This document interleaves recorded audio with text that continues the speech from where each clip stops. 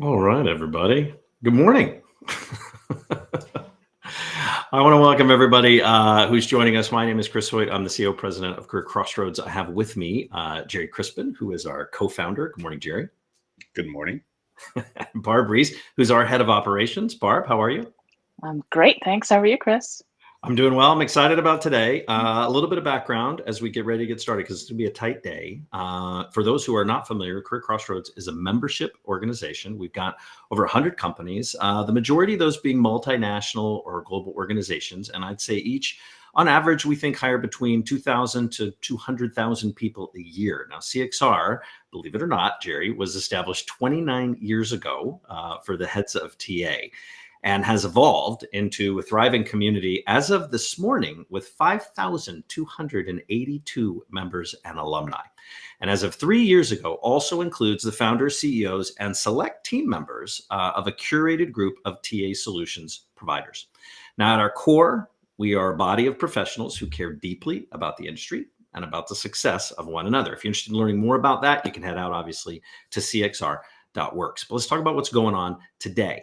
In our 29-year evolution, we've had fun experimenting with new features and benefits of membership. And that brings us here to our most recent and really fun experiment.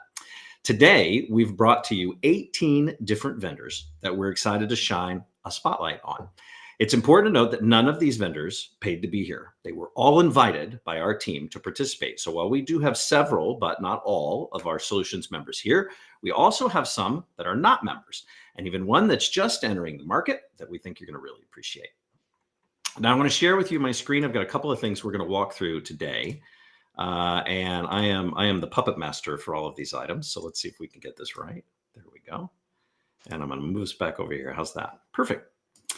So a couple of things to note today. So you're going to find each of today's solutions providers within the new CXR marketplace that has evolved over the last 5 years from a shared spreadsheet essentially to an interactive platform that I'm showing you now. And each sits within one of at least these categories: search, engage, select, and hire. Now, the platform hosts currently over 400 vendors that have been added by our members who report to be using them. And I'm going to give you a really quick example. If you click into any of these, and I'll click on our own, you're going to find plenty of details, resources, and contact information for many, if not all, of these vendors and partners. And additionally, when a company receives a minimum number of ratings, those become visible here, as you can see. And I'm excited to report that we currently have over 7,000 ratings that have been collected from our members. And as of this morning, right now, this morning, anybody can add their own ratings, create their own custom list of favorites, and shop that platform. Now, my favorite update: community members are also able to immediately connect with colleagues and peers who've provided any feedback on any profile. I'll give you a quick glimpse of that here, where you can easily, there we go, you can easily move through those and connect directly with them. The last comment I'm going to make about the ratings is our new radar beta. And here's what we're going to do. Flip over to here. And we'll change this over. There you are. So you can see the new radar beta that has just come out. We've launched that this morning. So this is an awful lot of fun. You can drill into each of the categories that are reflective on the platform. And I'll show you here. We'll just click into search. And you're able to click down through any of those that fall somewhere on this radar based on the ratings and feedback that have been delivered. And of course, there's a direct link that can drop you into that directory listing. So you can learn more about that organization, access those resources. Or as an addition, and I'll just pick on Paradox because they're here today, you can actually drill down in directly and click through just like that for any that you might be shopping for or search for. Now, this is a sample in this beta that we've launched. There's about 100 or so who are in this platform, not all of them, but we'll be moving there. So we'd love some feedback from anybody who enjoys using that tool. The other item that I'll share with you really quickly, and I'll switch my screen over just one more time, is the spotlight. If you head to CXR, there you go. That should switch for you. If you head to cxr.works/spotlight, you're going to note these are the list of the folks who are going to be participating today. And also, when you're in that platform and you happen to be moving around, the beauty of this is that any of them that have this little gold CXR logo on them, we'll leave those up all year, going to show that they've actually been a participated today in the spotlight and today's program. So it's pretty exciting stuff for us to do there. So let me unshare my screen. There we go. Bring us back. All right. So we got a lot going on. So let's talk about how it's going to work, because today's going to be fast and furious. Each solution is going to join us for about 20 minutes. And we're going to have a hard 20-minute stop because we are back to back today until about 3 o'clock Central Time. So today we're going to watch demos. You're going to hear conversations. You're going to listen to client testimonials, and we're even going to see case studies for each of these. And while we're engaging with our guests today, you're going to find a little QR code at the top of the screen that you can scan with your mobile device to be taken directly to that listing, where you can get more information. And in many cases, you can download those white papers, research, and learn more about the solutions. Additionally, you can be part of the conversation by adding questions and comments in the chat field on our LinkedIn live stream. And who knows, we might even pull your question up onto the screen. Either way, we're going to encourage you to engage via the live stream, both with the presenters as well as the other folks that are going to be in that chat with you. All right, so let me ask you, we got a minute or two left until we really want to jump into this. Barb, what are you looking forward to most today? So I'm very excited. I mean, you mentioned the wide variety of things. We're having some new products launched. We're going to have some live case studies, like actual conversations with customers. So I'm excited to learn. But I'll reiterate what I've been hearing from our members as I've been talking about this event for the past few weeks. And that's that they're excited that today is a curated list of technology. There's no pressure involved. But if you want to know what's going on in the TA solution space, different solutions providers, not just tech actually, then you should be tuning in today, because these are people that you should be paying attention to. I love it. Jerry, what big thing for today? I just love the idea of experimenting in a variety of different ways, and the whole opportunity to share. And so I do think it's important for us to be able to have a short list of folks at a given point in time who can share a little bit about what's going on, be totally transparent around that.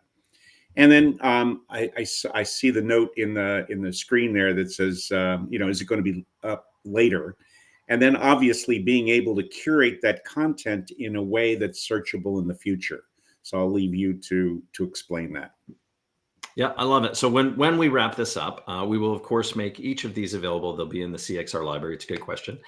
In addition to that, some of the vendors that have been here today, solution providers, are also going to have that snippet. They can put those on their profiles or do what they will with those. But we are excited to have those as part of the online community. Should be easy to access. Yeah.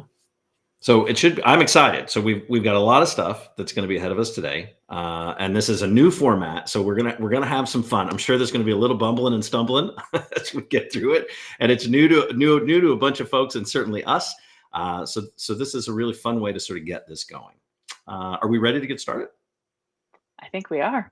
Okay, so we're going to move a couple of things around. And here's what, Jerry, you're going to be joining me for our first guest today.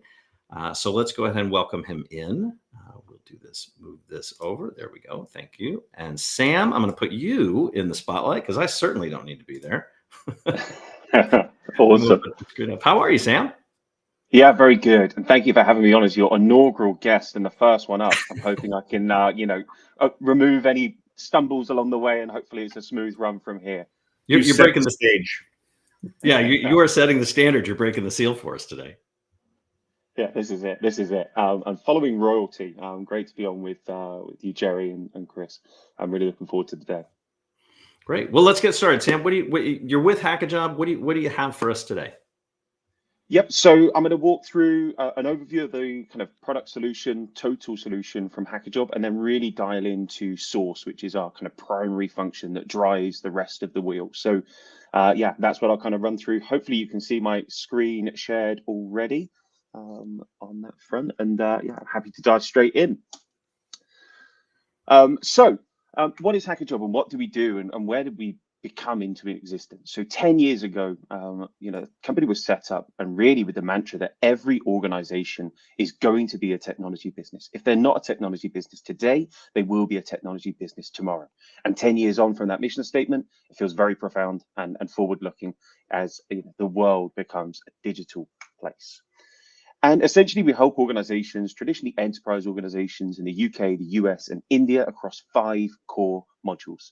And everything that we do starts with insights. So we have about 50 million unique data points that we capture on candidate behaviors and employer sentiment and insights that then powers organizations' ability to make really accurate and profound choices when they're looking to source candidates. And the source module is what I'm going to walk through today, so I won't cover that in too much detail, but at a very high level, this is a reverse candidate marketplace. So as opposed to a candidate applying to a position with an organization, organizations are applying to candidates that have matched to them via the algorithm. And essentially, they're doing so across a number of core areas that you typically ask at the start of a process. So salary expectations, where people want to work, how people want to work, the frequency they want to be in the office, the industry they want to work in, the size of company they want to work for, whether they have specific clearance or visa requirements.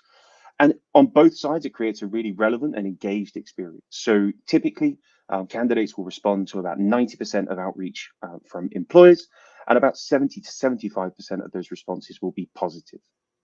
So that's our source module, and that's primarily for permanent talent. And then we've got on demand, which is our contract proposition, which I won't cover today because that's a whole other session in itself. We've got brand, so we've got a community of around 900,000 super engaged technical professionals that engage with blogs, newsletters, podcasts, online events, socials. And really, it's an opportunity for organizations that are not seen as tech employers to engage directly with technical people through a trusted third party, which is Hackajob. And then the final part, and really crucial for organizations and feeds into every one of the other modules, is a diversity, equality, and inclusion suite. And essentially, that's a set of tools alongside bias decoders, filtering, search optimization. But what's really powerful is we capture neurodiversity, sexual orientation, ethnicity, gender, support needed, and veteran status. And we can compile that information. We get about an 85% disclosure rate. And that feeds into everything else. And we can give really detailed insights as to why people don't want to work for you.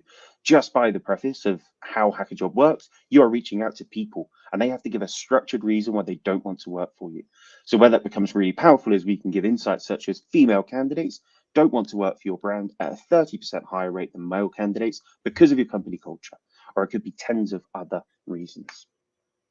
But like I say, we'll focus on source today, and I'll just give some very high-level statistics, and I'll jump into a platform demonstration. So, like I say, we've been running for about 10 years. Another bit which I'm going to need to add to here is our CXR rating, and I love that new hub that you showed just before I came on. But if you're watching now, I definitely implore you from a candidate side, our number one source is through referrals. We believe in a consumer-grade candidate experience. So go check out our Trustpilot live while we're here, unvetted, reviews, and the same with G2. Yes, we've got lots of glossy testimonials. Yes, we've got lots of case studies that we can share with you, but go and see what customers are saying on their own volition in a neutral platform from the customers, from G2, and for the candidates on Trustpilot. And it's a high liquidity marketplace. This is about high intent candidates that are ready for their next position, and a technical hire is made every 52 minutes on platform. And some high-level stats, and people want to delve deeper into any of these, that's there. But like I say, we're trading on engagement, we're trading on relevance, and what that means is high levels of response rate, reduction in your time to offer, reducing that empty chair cost, and then we work with a number of not-for-profits, non-government organisations, charities, etc. And we do a lot within the diversity, equality, inclusion space. And one stat which we're really proud of is over 15% of our senior level candidates are female in comparison to a 5% market average, and around 30% of our candidates live at any point across all levels are female, again, far beyond the market average. And these are the types of roles that you can hire on Hackajob. I think the way which I typically tend to describe it is if you're touching a product or solution or technology in any way, shape or form, Hackajob is going to be a super relevant place for employers and a super relevant place for candidates. Anything outside of that, there's tons of good providers you can work with, but we are not those ones. And we provide precise matches, and above and beyond the skills taxonomy, these are the types of things that we cover. So this is the first opportunity for there to be a bump in the road. I will quickly switch my tab, but it looks like that's worked seamlessly. So I won't go into each of the modules here today. It's worth noting that I'll be showing you source, And you can see here in the background that SourceKey 2 is coming.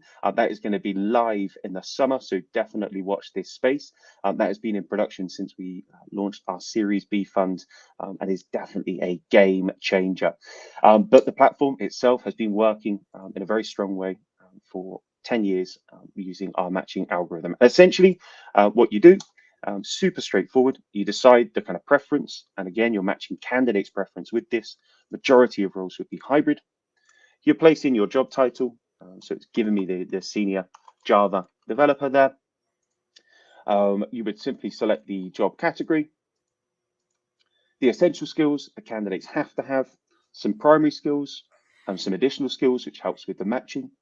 And then the level of experience required for that position. So let's say this is a senior position, 4 to 6 years, 6 years plus. And you put in the location and the radius, and then the frequency of the office. And this is probably one of the most important questions for candidates. And one of the things which we have on Hackajob that is just really difficult to ascertain when you're sourcing for candidates from other channels is, what is their desire? How do they want to work? Where do they want to work? And that frequency is really important. So might be 3 days a week, might be 3 days a month. And before you speak to a candidate, they would have either have had to specify that's exactly what they're looking for, or if it's your dream company that they want to work for, that they put on their profile, and you've asked them for 3 days a week, and they're only up for 2 days a week, well, guess what?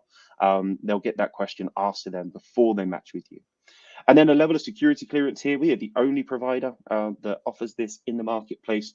So you can select level of clearance, and this is mimicked in the UK with similar clearance requirements there. Polygraph as well. And then the sourcing module for gender diversity and ethnicity, we can turn on, but we won't do for the case of this demo today. It's a whole nother demo in itself. Client facing, so are they proficient in the language needed for the role itself? And then you can do tons of different visa statuses. How many times have you been recruiting for a role, or your team's been recruiting for a role, you engage, the candidate is absolutely perfect, but they don't hold the correct visa, or it's a visa type that you don't support when it comes to sponsorship. So you can exclude specific visas, you can accept specific visas, you can change the term lengths, etc. And then a crucial part here, and when we think about relocation, often you say, yeah, candidates will say, yeah, I'm up for moving to a different location when you reach out to them. And you get far down the process, you get to the end of the process, and they say, do you know what? I've chosen something slightly closer to home. What we try and overcome here is, because candidates are setting up their profile first in order to be live on Hackajob, they're actually providing those locations upfront. So they're not necessarily being coaxed or sold into moving to a different location. They've specified that before that process begins, before you've ever reached out to them. And so then when you are looking at relocators and you are popping that in, these are people that have specified specific cities or specific regions where they want to live and work. So that would be a job setup. With the interest of time and also, safeguarding candidate information, I've set up a role earlier with a dummy candidate at the top here that has every bell and whistle that you can see from a candidate that's live. So once you set your role live, it matches instantly to every candidate that is live at that moment, that is looking for the next position, that is in their 4-week live period. And essentially, all candidates are set up in exactly the same way. So the profiles are structured in the same way for 2 primary reasons. One, we believe in the abilities of candidates, and the skills of candidates are far more important than their ability to create a CV. And then the second part, we want to give a really even experience for everybody, and a really fast experience for recruiters to know that when they jump to a certain spot, they're going to see the key information quickly and be able to review relevant matches straight away. So just at the top of the profile here, all fairly straightforward. You can see the current location of the candidate, whether they're interested in remote roles. There's also the option for desired locations, where they can put a number of other areas where they would be interested in working, their visa status, and their salary expectation. Now, really important, candidate salary expectations are captured, and the job is set up with a salary attached to it, but it is not necessarily published unless explicitly asked to by an employer. What it does is it helps match both sides and stop that first conversation after you've engaged with someone and you realize that the salary is way out of kilter in either direction.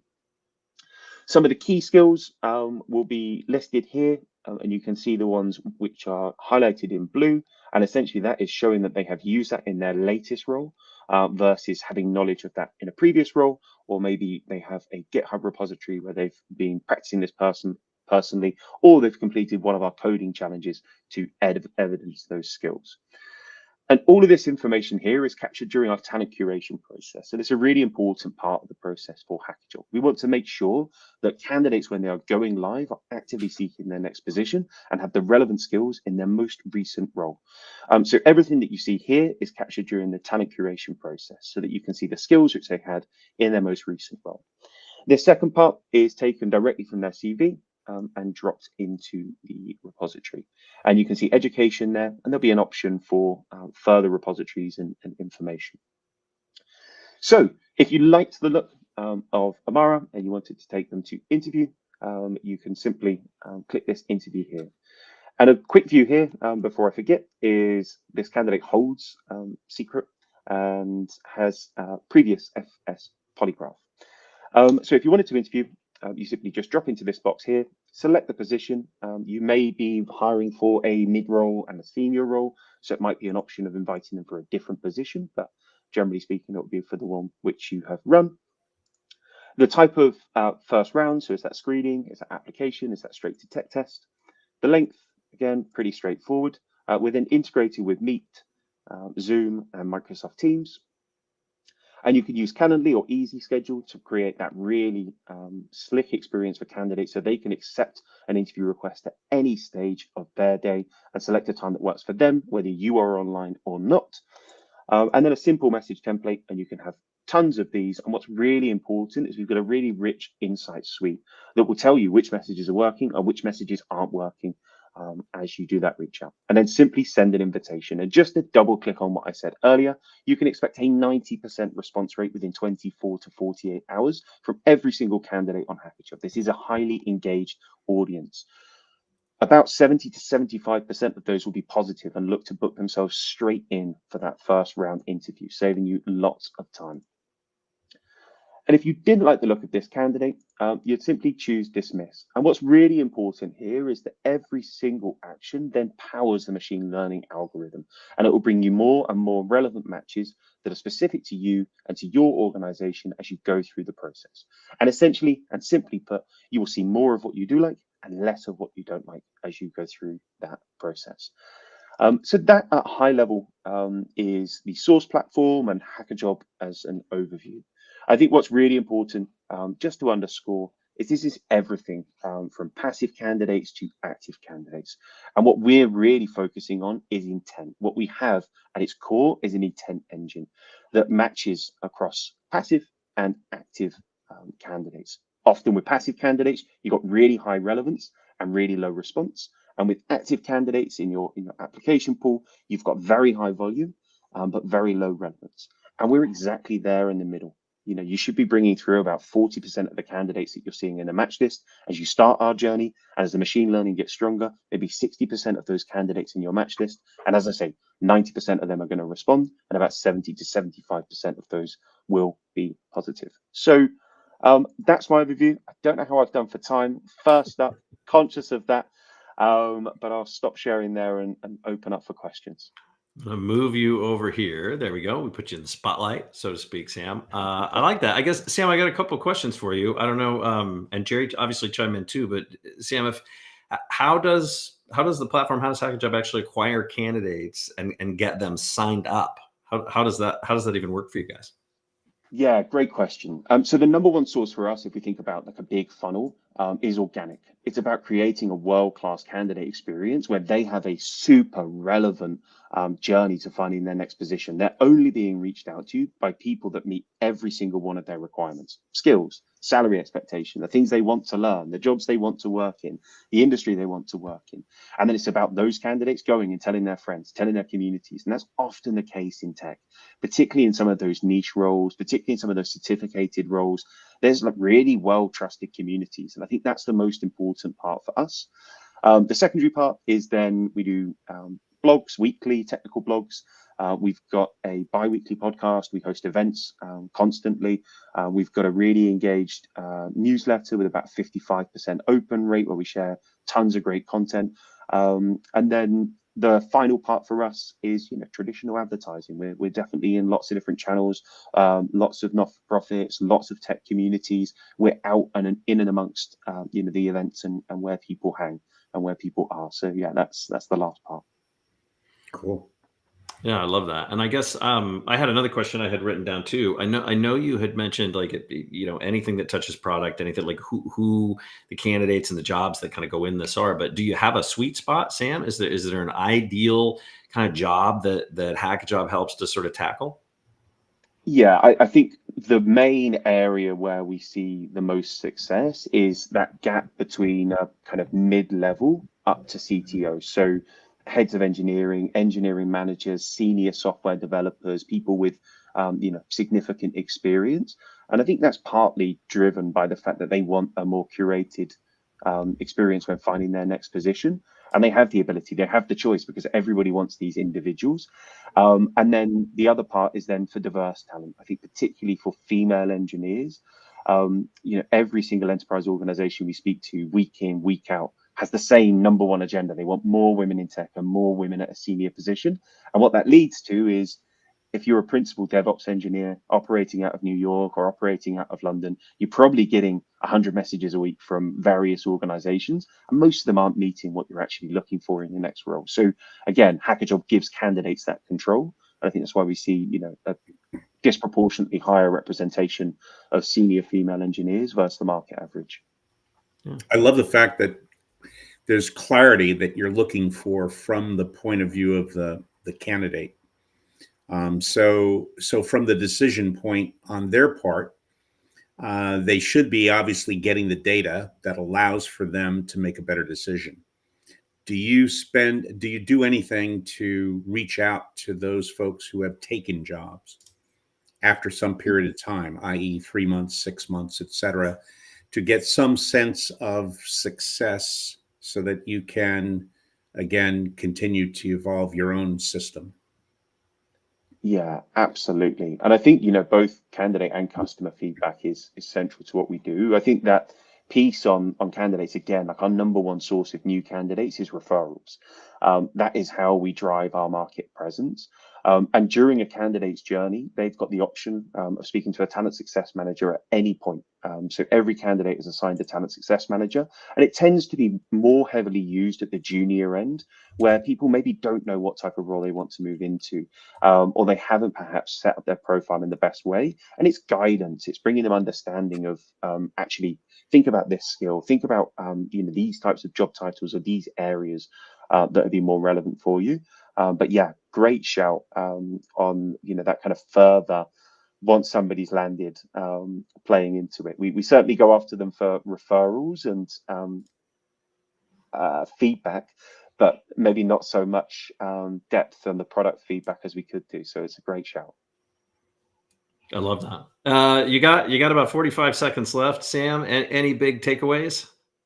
Okay, final 45 seconds. We've got incredibly high conviction in what we do. Every single journey with us starts with a free trial. There's nothing hidden about that. You can join us for 30 days. You can log in within 24 hours of making contact and just come and see it for yourself. That's the best way of engaging with a new product. I love it. That's fantastic. Well, Sam, I want to thank you very much. We're super excited to have you in the directory and hope this is helpful for you. Yeah, fantastic. Thanks for having me on. All right, good stuff. Thank you so much. We'll pull you out of there, and I'm excited. Yeah, well done. Not bad. He did a nice job. He set the bar. All right, so we're going to start up next. We've got Isabella coming in. There we go. Let's put you in the spotlight, Isabella. How are you? I'm good. How are you guys? That was great. Yeah. Yeah, thought sounded great, and we'll see. I'll follow his footsteps. So far, so good. Excited to be here. Yeah, I love it. Well, so Isabel, give us a little intro. Who are you? What do you got for us? And excited to get started. So my name is Isabel Woodrow. I am the senior product manager at Aspen Tech Labs, and I work primarily on our business intelligence product Job Market Pulse, which we're really excited to kind of share with the TA leaders here. I love I know it. we've been longtime members of CXR, and yeah, it's a super great organization, and we've loved to be a part of it and really learned a lot. Well, great. Well, we're happy to have you here. You ready to dive in? Yes. Okay, I'm going to show your screen, and you're all set. Okay, awesome. So again, Isabel, Senior Product Manager at Aspen Tech Labs. Today, we'd love to tell you about some of the trends we're seeing in the job market, specifically in the US, and what we're seeing around wages and salary transparency in job postings. So first, some background about Aspen Tech. Aspen Tech's a global leader in web data management and recruitment technology. We were founded in 2008, so been around for a while. We provide web scraping, business intelligence, and data analytics for recruitment technology, advertising. We do some in the automotive and property space as well. And some of our customers are in the financial service industry, healthcare, and retail specifically. So we currently scrape over 160,000 corporate career sites every day and manage over 9 million worldwide jobs. So we've been in the online recruitment industry for a long time. And about 2 years ago, we realized we've collected all these jobs, we're delivering them to customers, and we can actually learn a lot about what's going on in the job market as a whole and kind of get a bigger picture view of how the jobs industry is doing and what's happening. So this is our Job Market Pulse product, which I'm really excited to work on. And with that, you can see what's happening in the job market in real time. You can track things historically, figure out who's hiring. You can actually create alerts to stay on top of what's happening in the market. And then kind of most recently, and we're excited to talk about, is compare salaries and compensation by a range kind of factors. So that's a little bit about Job Market Pulse. Now jumping into kind of what's been going on in the US job market over the last year. Not on my, okay. So in the US, vacancies are actually down about 14% year over year. It's probably not a big surprise to a lot of the audience here. Things after COVID hiring kind of boom have cooled down. What I think is interesting to see is in the start of 2024, it looks like things are relatively stabilizing. We'll see how that trend kind of continues to the next year, but hopefully hiring has gotten a bit easier. We know in all industries it can be different, but things are starting to cool down, and we are starting to see the job market stabilizing just a bit. So this is in the US. We do have some coverage of other countries at the end, so you can stay tuned. And kind of looking at it geographically, it's interesting. It's not 100% consistent across the country, although every region is down. South Atlantic, interestingly, is only down 8%, and the Mountain West is down the most. Although really the whole Western US, which we think is really interesting. And this is in terms of vacancy counts, I should say. So how many vacancies there were a year ago compared to now, like open job postings. We also can track specific companies. So we have an S&P 500 index that's only down 5% year over year, which maybe tracks with large companies are the ones that do some of the most hiring. And we know for retail and other industries, it still is difficult to hire. So only down a bit. And they have, over 1 million of or I guess just under 1 million now of the 5 million we have in the US. So represents about 20% of the open vacancies. One thing that's been, cover the slide first. So this is just looking at S&P 500 compared to all US. So S&P 500 is actually still hiring a lot, and the whole rest of the US market is down, which could indicate that smaller companies are hiring less, larger companies still doing more of the hiring. Number one question or topic is what's going on in the tech industry. We get that question a lot. So actually tech jobs are down 22% year over year. I think we see that as probably a combination of tech companies slowing down, potentially hiring, and just the general job market as a whole. But maybe it's getting a little bit easier to hire tech-related roles. And even in this trend, we see since 2024, it's relatively flat. So that's interesting too. Mm-hmm. One thing we're excited to work on is while tech jobs are down, if you look at AI-related vacancies, those are up really big. 31% year over year. And when you think about the US job market being down 13%, it's actually, up even more.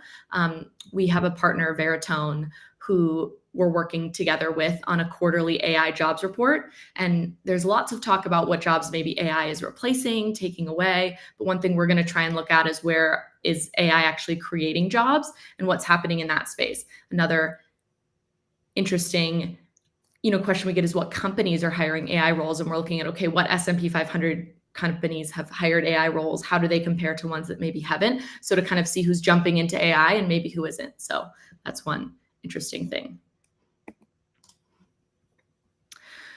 So US salary. So salary transparency, we know it's in 5 states already. I think 3 or 4 states have even passed legislation this year for it coming starting sometime in 2024, 2025. And in the US, 40% of vacancies now contain salary information. And if you take out the states where there is salary transparency legislation, we still see about 30% of jobs have salary information.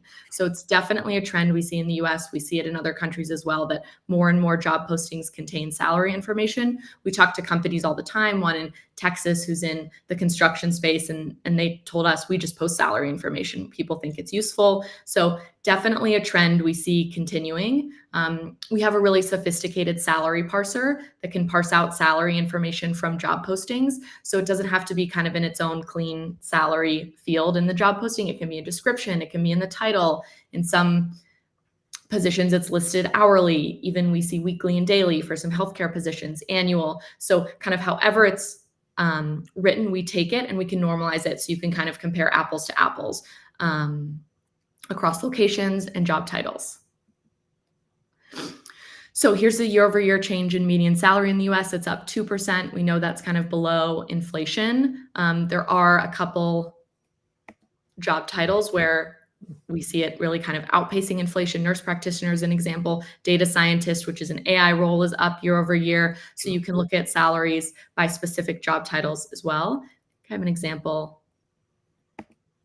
of our wage benchmarking tool here. So it may be a bit hard to see, sorry, but this is just a real use case. We work with a senior living operator who has to hire in a bunch of different locations, kind of the same roles. They have nursing roles, but they also have driver, dishwasher, cooks, a lot of different kind of roles that they have to hire, and use our tool to say, okay, in different markets, what's pay for those positions, and how does that, how does my pay kind of compare? And you can see that. And one thing we find interesting is what we call your talent competitors can be different than your kind of business competitors. So the senior living community across the street or down the street is definitely a competitor. But for some positions like dishwasher, you're competing with, restaurants, you're competing with hotels, you're competing with kind of a range of different competitors. So you can actually toggle between, okay, I want to just look at competitors in my industry, and then also look at competitors just hiring that position more broadly to see where you stack.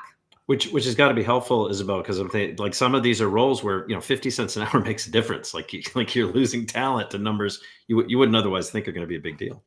100%. And I think it's a good example, senior living, where wages are probably really a big percentage of their costs. So it really can make a difference. And you need to hire CNAs. We know healthcare roles, it's difficult to hire for. There's lots of demand for them. And you kind of have to know where you have to stack, or you're going to agencies and paying super high rates. So you need to kind of know what you need to charge to keep like on-time or full-time staff, so you're not kind of going over to agencies. So yeah, this is just one example of our wage benchmarking tool. And just wanted to mention to anyone kind of on this live stream, scan our QR code, reach out to us via CXR. You can find us tagged in their LinkedIn as well. And we'll kind of give you a free example. We also, like Sam mentioned, love to do free trials. But if you let us know a job title location, we'll quickly pull up a report for you. Even if you had 2 or 3, let us know, and we'd be happy to kind of share that with you. I wish I'd thought of it. We'd have a sound effect anytime someone said free, like a bell. Ding, ding, ding, ding, ding. There you go. We'll just make it.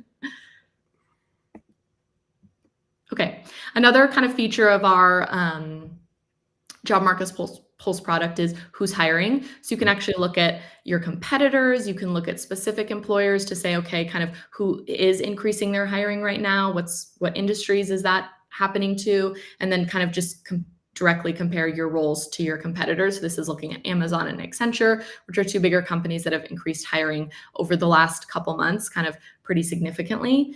And a couple other, ideas or ways people use our product that you may not think of is we actually have companies that are looking at our data as potentially an indicator of how stocks are performing. So they want to know like how hiring is every day for certain companies. Tesla, for example, laid off a bunch of people, and a few days before they deleted all the job postings from their website. So maybe that could be an indicator of stock performance, is what's happening on company career sites. So that's one kind of we didn't expect that when we worked in the space that was a use case, but it's some job market data or job posting data can tell you a lot, about a company. It's certainly not the whole picture, but it can be one, potential indicator of how companies are doing. And then also sales teams to know kind of, okay, if a company is hiring for this role, maybe they could use our product and could then reach out to those companies. So I know not directly in the TA space, but other ideas, things you can do with this data. If you have ideas, questions, reach out to us and let us know. And then just wanted to look at other countries as well, outside of the US. So in the UK, I think we've been hearing is jobs are down a lot. It's actually down 26% year over year. Germany and France are closer to the US, down 12%. What's interesting is in all three, again, it looks like stabilizing since the start of 2024. UK is still down a bit. Germany is relatively flat. And actually France has been increasing since the beginning of the year, which is something we're going to keep an eye on. So I think that's the end of my slides. I maybe threw it a bit. We can schedule demos. We love free trials. As I all mentioned, here's 2 people on our sales team, and you can also scan the QR code and contact us kind of via CXR.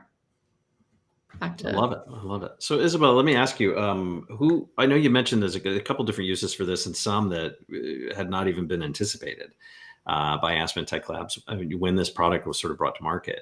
Who would you say, however, is sort of your ideal customer and at what level? Like who's the check writer for this ideally for you guys?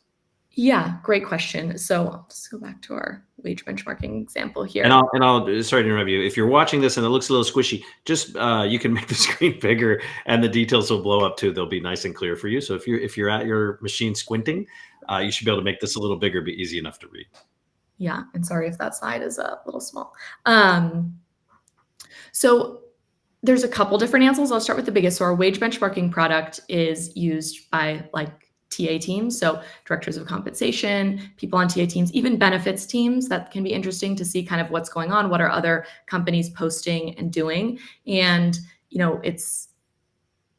it tends to kind of be companies where, at least we see now, wages can be a huge kind of percentage of cost. So companies who do a lot of hiring, I should say, versus really kind of smaller teams, because it can be real and where you hire in different geographies. Mm-hmm. So senior living examples, we've talked to hospitals, other healthcare companies as well. There's even, I mentioned a construction company that uses it. They have to do hiring. I think it's in Jackson, Mississippi, and Denver, Colorado, and then also across Texas. So when you have to kind of hire, whether that's truck drivers or accountants or anything in your position in different locations, it can be really useful to have this information and get a sense of okay, what is the pay that's being offered?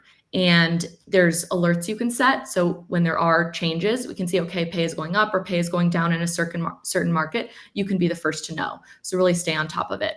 And then our kind of who's hiring product is, there's a couple more use cases and different maybe decision makers in that. It's if you want to compare against your competitors, and it's really kind of business teams that are looking and saying what's going on in the space, what's going on with our competitors. We have a company that we track a couple different of their competitors to let them know if they launch a new team, and it's not Pepsi, but as an example, if they're getting into a new food space or a new industry, they want to know and be the first ones to know and kind of really pay us so that we can monitor that and deliver that data. So a couple different answers for a wage benchmarking tool, definitely TA teams, and then kind of other business arms for some of our other products as well.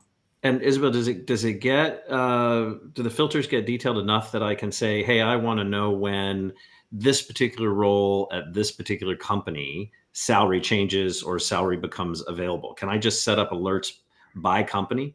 Yes. So the cool thing about our data is we have all the data is at the job level. So it's millions and millions of jobs, but you can get as specific as you want. And if we don't have the right kind of title filters, we'll build them out for you. Right now, we're working on building it out for RN roles to really get different shift times and do other things because there's someone interested in that. So we have all the data at the job level. Maybe our current taxonomy, even though we think is pretty good, isn't perfect for your industry. We can get it super specific to anything you want to know. I think there was someone who wanted to know companies that have job descriptions that mention Databricks which is a cloud company, because I think they want to sell into companies that use Databricks. So we search descriptions, we search anything to say, okay, we can tell you any company that's hiring that mentions Databricks when that changes. So we do have data down to the job level. One thing I'll mention on our quality is back to kind of our core scraping business is we have customers who rely on us to get the jobs exactly as they are every single day, timely and up to date to them. That's how their business runs. We have to do that. So the quality and kind of timeliness of our data is already kind of baked into this tool. And you'll be the first to know when there's new jobs on company career sites, and we can set alerts, or when salary changes or when a new job is posted, any of that information. I love that. I want to give Jerry a chance to weigh in so I don't hog the mic. I really do enjoy the level of transparency here. Is there an area that you feel that you need to kind of build up that's part of your future plans?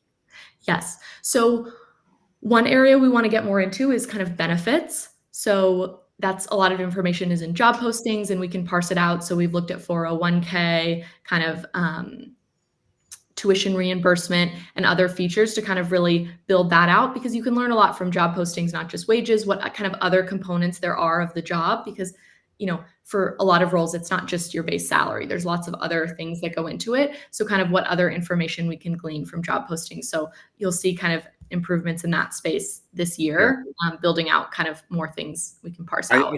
I think candidates are shifting in terms of the kinds of benefits that are attracting them. And the more that we can explain that to employers, the better off they are in terms of their ability to incorporate that in their EVP. Yeah, that's a great point. And then, you know, hey, if we see smaller startups doing things that are interesting, share that information to attract candidates, kind of anyone doing things that are unique or different or out there and seeing success. You know, I think that's a great point.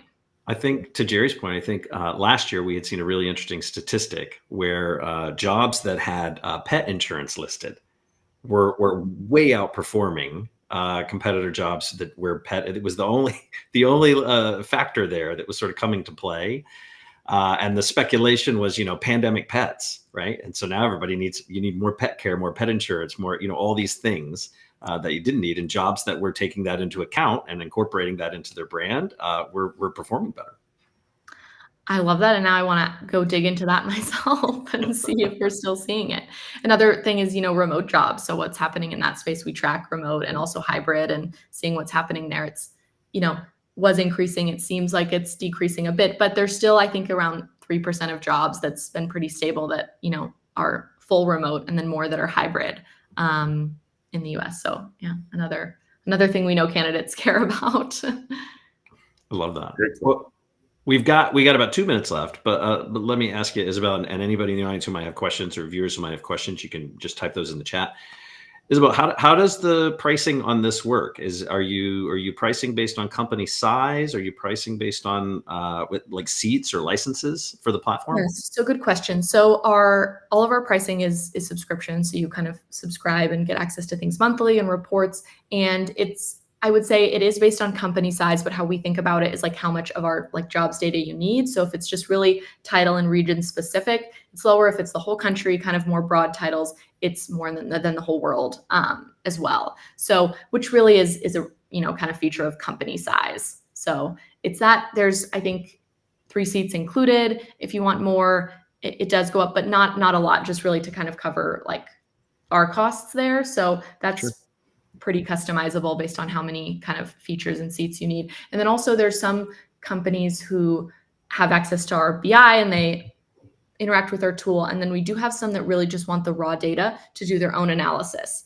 So I should mention that that's an option as well if you really just wanted to know all the jobs in a certain location that have salary, because you have really specific analysis you need to do. We have it at the job level and we can deliver it to you there. That's a lot less of our customers, but one option as well.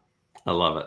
I love it. Well, Isabel, thank you so much for your time. Super grateful. We know you guys are busy, and we hope the spotlight helps today. Excited to tune into some more content today. Thank you. All right, we're here all day. Yeah. All right, thanks, Isabel. All right, let's see. We've got Dice up next, and we're going to bring in Buddy. Here we go. There we go. Buddy, we'll put you in the spotlight. How are you, man? I am fantastic. How are you? Good. I can't complain. I'm busy today. I'm going to be sitting here all day. Well, I can understand that. It looks like a lot of good information coming out, though. I love it. Well, buddy, quick introduction. What are you going to do for us today? And let me know when you're ready to throw something up on the screen. Absolutely. I appreciate the time, Chris, and nice to meet you, Jerry, informally. I've actually known you a lot through the industry for a long time, so I'm really excited to get to meet you in person. But Dice, for most of the folks that have been here, is a pretty known entity, 34 plus years old. We've been in the space focused on IT and engineering or tech recruitment for that length of time. And I think that sometimes when you're in the space for that long, it's hard to understand what's the differentiator, because people just remember you for who you were, maybe not who you are today. And I think if you look at the foundation of recruitment today, there's lots of data everywhere, and it's tough to glean knowledge. I don't know anybody that I've ever spoke with that didn't think that talent inside of an organization drives the future of that company. The quality of that talent and technology, specifically in recruitment, can be a difficult subset, just because how you find the best tech professional is not always super easy. So I'm going to share our screen today and kind of show a little bit of our platform from two angles. One, what we try to deliver to the tech professional, and then also as a client or a hire in the space, what are the data or the insights that we can help provide specifically to that. So let me make sure I still remember how to share my screen here, Chris. I think I got that. Entire screen, and there we go. Share. Let me know if you can see that okay, Chris. All right, we'll pull you up on the screen. How's that? Perfect. Yep. So when you look at Dice, it's almost like there's two separate experiences. A lot of our clients who come to Dice to do sourcing or marketing for positions, they almost never see the candidate side. And of course, as a candidate, you may not see the side that the recruiters or the clients get to see. And I want to kind of start with the candidate journey, because if we're not defining and helping the candidate out, we're not bringing a different experience, then it specifically isn't going to resonate with that audience. And obviously job boards are what Dice kind of sits underneath, but there's a lot of different resources that we provide today. When you look at the job content on Dice, the first thing that we start with is we subset an organization and bring their technology to the forefront so they can tell a story about how tech or engineering affects that organization. And we also try to bring a very valued skill set to a tech professional, specifically around how do you manage your advice. Just because you became a software developer doesn't mean that someone set you down and said, this is the best way to career map. So a lot of the focus and energy that we put into this space is around career advice for technologists, subset down into job hunting, going down into specific resume help, interviewing tips, career pathing, focused over on career growth. Diversity, equity, and inclusion is very different in tech than it is in some of the other spaces. So we specifically focus on that energy and how DE&I in tech is a separate challenge or animal to try to get around. Some Dice daily news, and we even have podcasts and Twitch streams that our chief technical officer and our head of our data science department actually get on and do a live stream for a couple hours every single Monday, not for our clients, but for tech candidates to talk about the career industry, what's going on in the space. I can do some pretty funny information over there. But if you take a look at when you come to Dice, let's just think about if you were looking at jobs. The first thing that we start with is we don't make people focus down into a title. Unfortunately, with technology, one of the most difficult things is that you don't have a lot of congruent titles along tech. You can have somebody in 3 different organizations with the exact same role with almost a completely different title. Have you ever found that? Anybody here recruited in tech, Chris or Jerry? Yeah. Yeah, it's a little more difficult than some of the other industry segments. So we let people come in and just put a list of skills. You literally, just like the old applications where you went to your fridge and you saw a bunch of ingredients and taught you what you can make. You can start with a whole entire tech stack with us and just look at some of the opportunities that might be important to you as a technologist. And let's say that you wanted to go from top down, though. Maybe you didn't want to start with skills. You wanted to start with a city or a company. We also have the ability to start out in that sector as well. So if you're coming over here and you're trying to find some of the technology sectors in Detroit, then obviously Ford might stick out. Well, I want you to talk about I want to show you the tech journey for a typical technologists. They come over here to a Ford career site. They have to go through a lot of different content, but it's not focused on technology. They might pop over to LinkedIn, which is a fantastic resource. But once again, Ford has to tell its entire story on LinkedIn, not just from a technology sector. So if you're going to start with, 906 openings today or all the different jobs that they're going to focus on at LinkedIn, what we can subset out for a technologist is we can come over from a technology standpoint and specifically show Ford as a technology division and what their focus on is in technology. So you get to subset that journey out, talk about tech stacks, talk about the recruiters working in the space, talk about the most important technology roles currently on the site. And that's the primary focus, is just to be able to tell a story to your audience with less noise. And you're going to hear that be a constant theme. I'm trying to remove noise. Let's go back to that original premise of it's difficult to look at titles. If you come over here and you looked at a software developer role on Dice, there's lots of different software developer positions.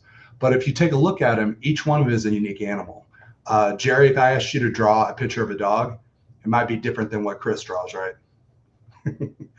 Right. So when you get in there, we both know what a dog generally is, probably know what a software developer generally is, but it's not the same subset of skills.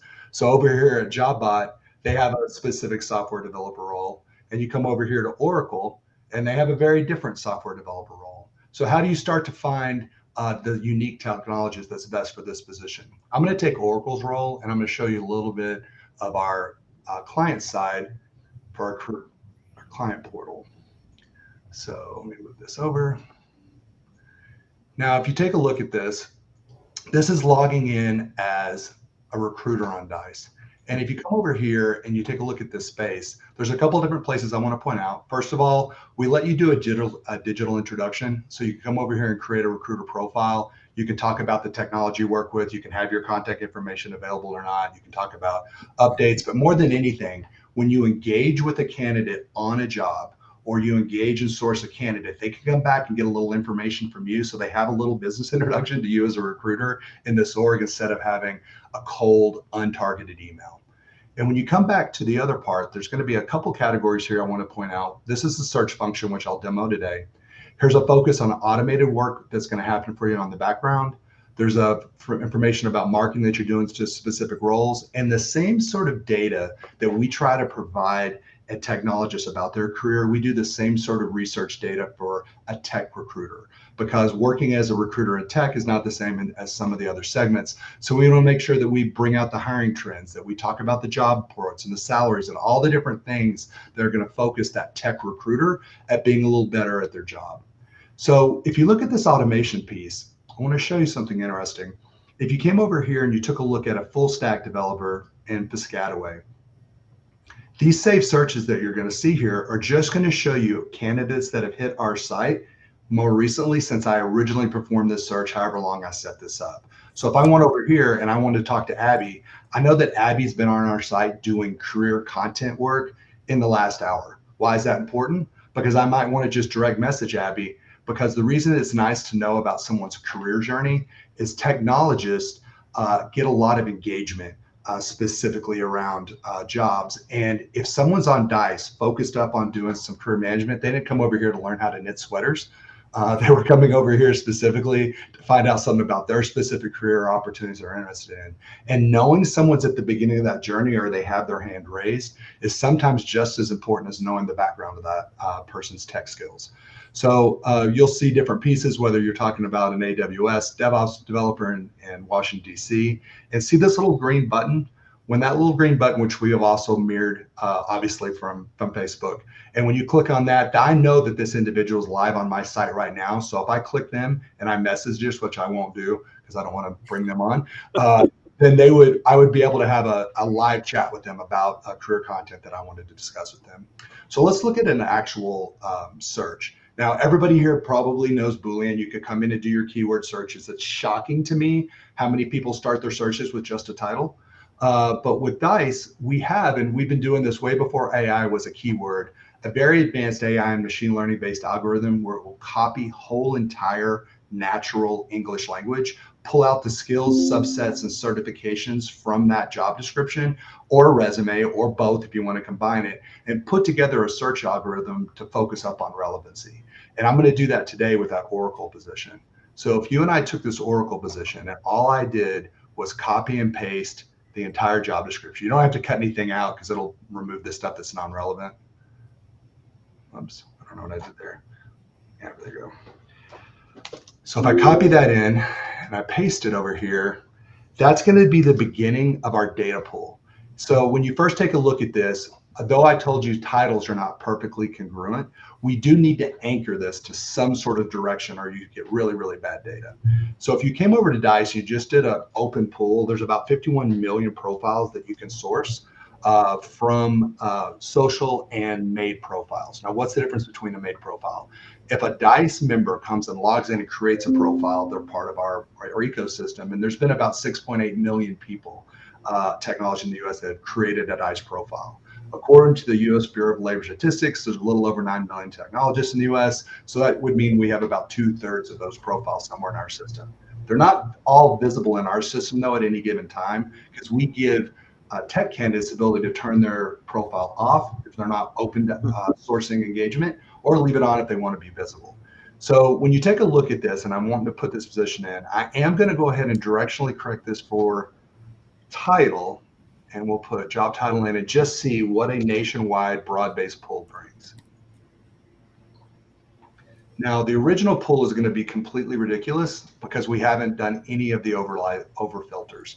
So the first pull of this, and you'll see how quickly we get down to a relevant list,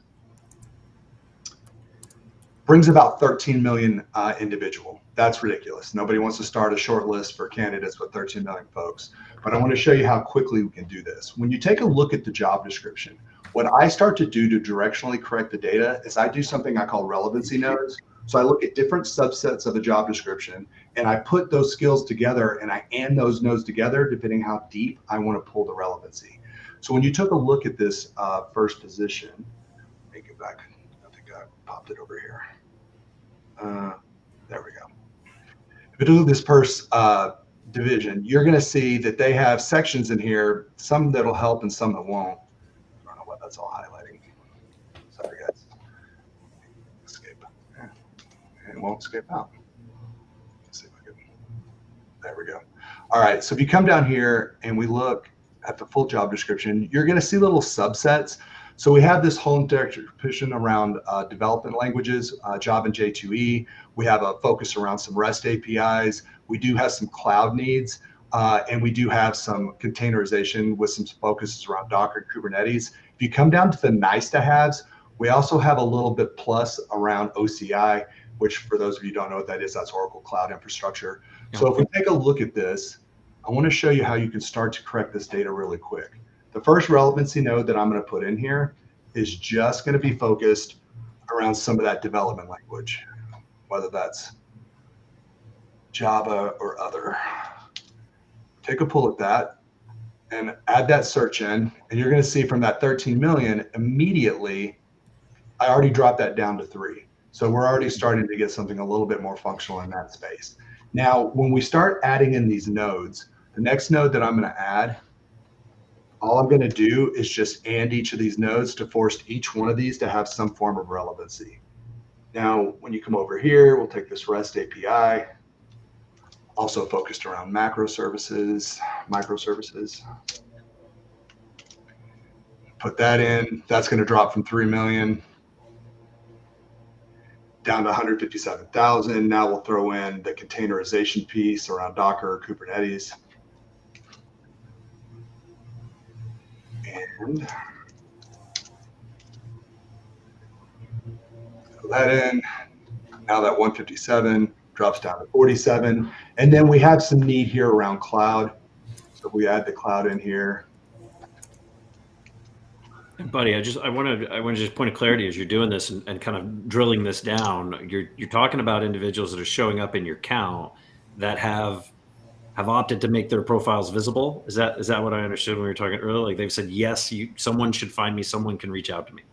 Great question. So until we focus down to just the people that have created a profile, this is going to show both, Chris, but immediately we're going to go down to the DICE people that created a profile, because from response rates, unless you're in the purple squirrel world where you need a much larger pool, we're going to try to get to the ones that are going to raise their hand and respond to you the fastest. So we will make that a filter, but that's a really great question. So when you first take a look at this 41,000, we're starting to get a lot of highlighting and relevancy, and all we've done is added 4 nodes. Now remember, one of the nice to haves on this was having that OCI. That is going to be a choke point. So I'm just going to throw that nice to have in here, and we'll see what it does with and without it. So there's your OCI. Focus that in there, that 41,000 becomes 13,000. Now we're going to show you, just like your last speaker talked about, the difference between hybrid on-site and remote roles. This is a nationwide pool, Chris. And so if I want to focus this down, this position happens to be located in Austin. So though we started with a nationwide pool, for these folks, it doesn't make sense for us not to look in Austin. So we're going to take that 13,000 to a hybrid role of 436. Now you see the difference between a recruiter having to recruit for hybrid versus a remote position. You can see the difficulty in that challenge.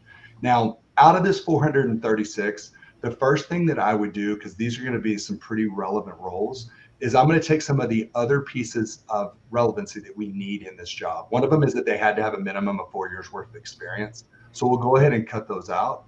Up here, you'll look at total years experience. We'll minimize that out at 4 and above. Add that. 436 starts there.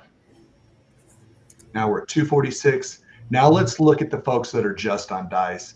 And when we do that, one of the ways we can do it is add the filters that we only know, and that would be last active. So if you want to get people that have a 50% response rate better than the typical average, then I'm going to only look at people that have been doing career content work, Chris, on our site in the last 90 days. Now we're down to 79. So the last thing that I would do to this is, not everybody has the ability to sponsor. So one of the nice things that we can do is come down here and look at work permits, and we can add in your US citizen, a green card holder, and if you understand TN permits, meaning just a work letter, not a sponsorship, you can add them in as well. And now we've got down to 47 people that I feel pretty good about. You know, there's going to be a lot of relevancy, and I want to show you the difference between the people that you're seeing on here and the people that you're just going to find this way from LinkedIn. So let's start with somebody that I think you probably would have found on LinkedIn. If we take a look, we open up Hirevue. Here's what this individual looks like on DICE. So you have a full summary of their information, a full laundry list of their skills. You have all of their work preferences, and you have a complete resume. Now, when you want to contact this information and this individual, you can come up here and you have not only the direct email, direct message, and connect, but you also have their phone number for text. So there's 4 points of communication. Outside of that, you also have a live link to their LinkedIn. Yeah. We have no fear with LinkedIn. We think they're a good profile or a good source. And we know that's the foundation of what most people are recruiting off of. But if you come over here and you look at their information on LinkedIn, you're not going to have all those different connection points. And if you looked at this one, this is a good example of somebody that used a lot of skills in their LinkedIn. 25 plus skills here. So you might have been able to parse down to this individual using some of the skills that they put in. But I want to show you the person that's not showing up for you. So if you came over here and you looked at Eric has just as qualified of a profile. Now, once again, notice his title was not congruent. Obviously, we know a software developer can be a senior cloud engineer, yep. But that once again makes it a little bit different.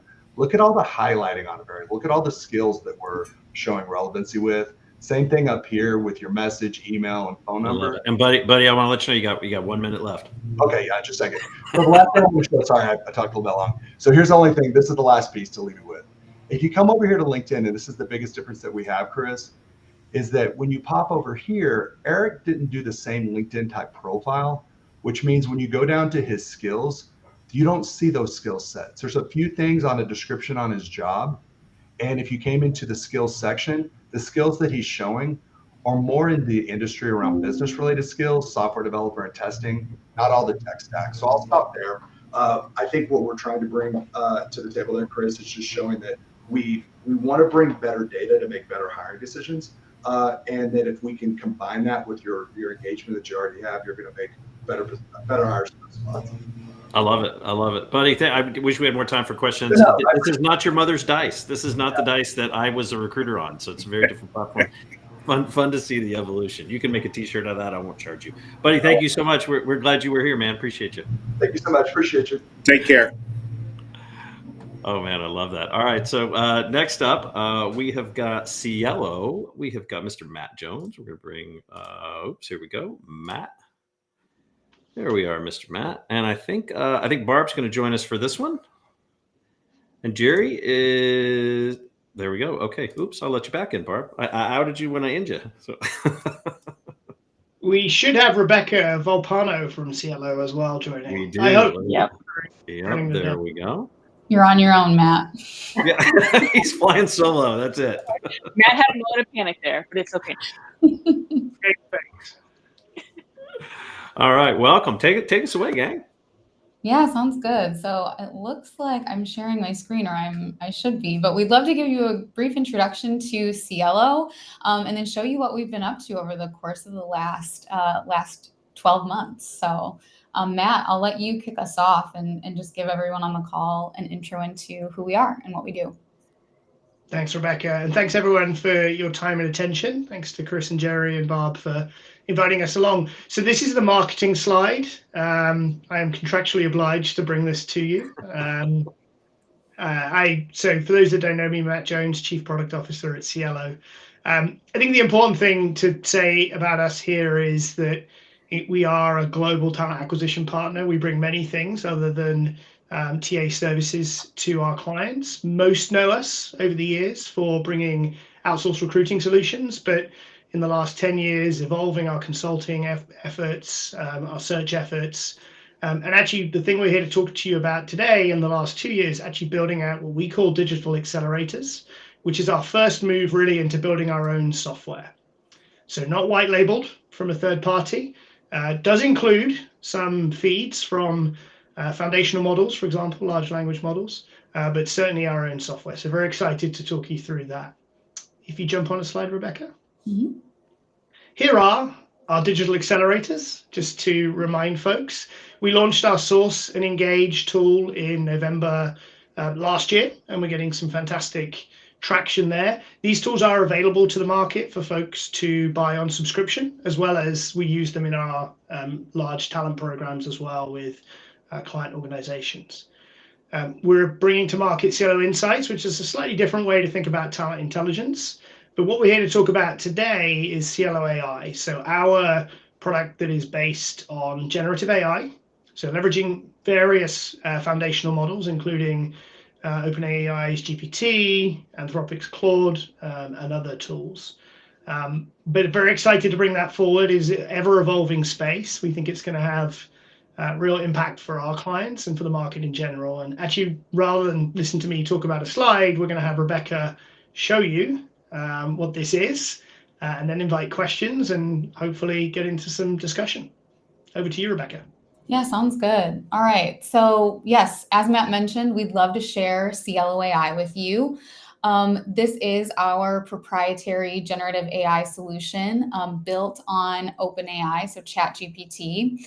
And what we're doing here is we're really bringing the generative capabilities to our end users. So recruiters, HR business partners, anyone that can benefit from leveraging an AI assistant to really help streamline and automate some of the repetitive work that they'd otherwise be doing.